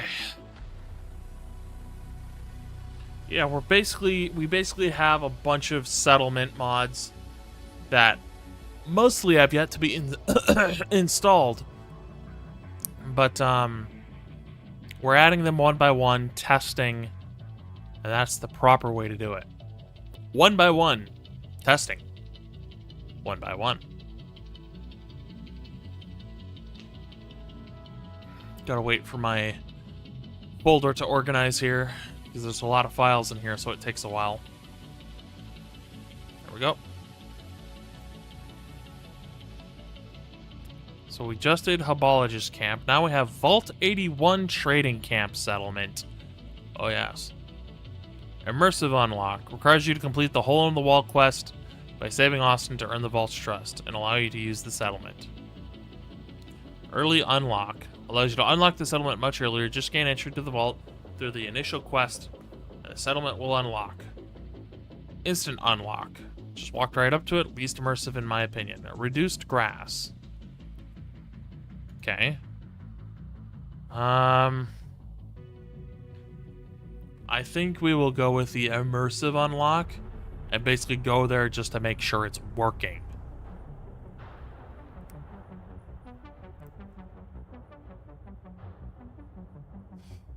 Let me see here. Or I could end early because I do have to use another bio break, but there's only about 10 or so minutes left in the stream. So let's find somebody to raid, shall we? Let's find somebody to raid. The Arabes is of course live.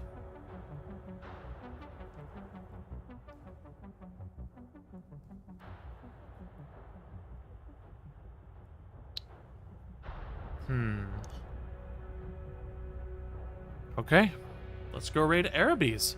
For those of you on YouTube, I will see you tomorrow after I get my monthly injection, so it will be later in the day, but I will be streaming. So, but let me go ahead and raid the Arabes on Twitch. I will see you guys on YouTube later, and if anything, we'll see you tomorrow. Bye-bye!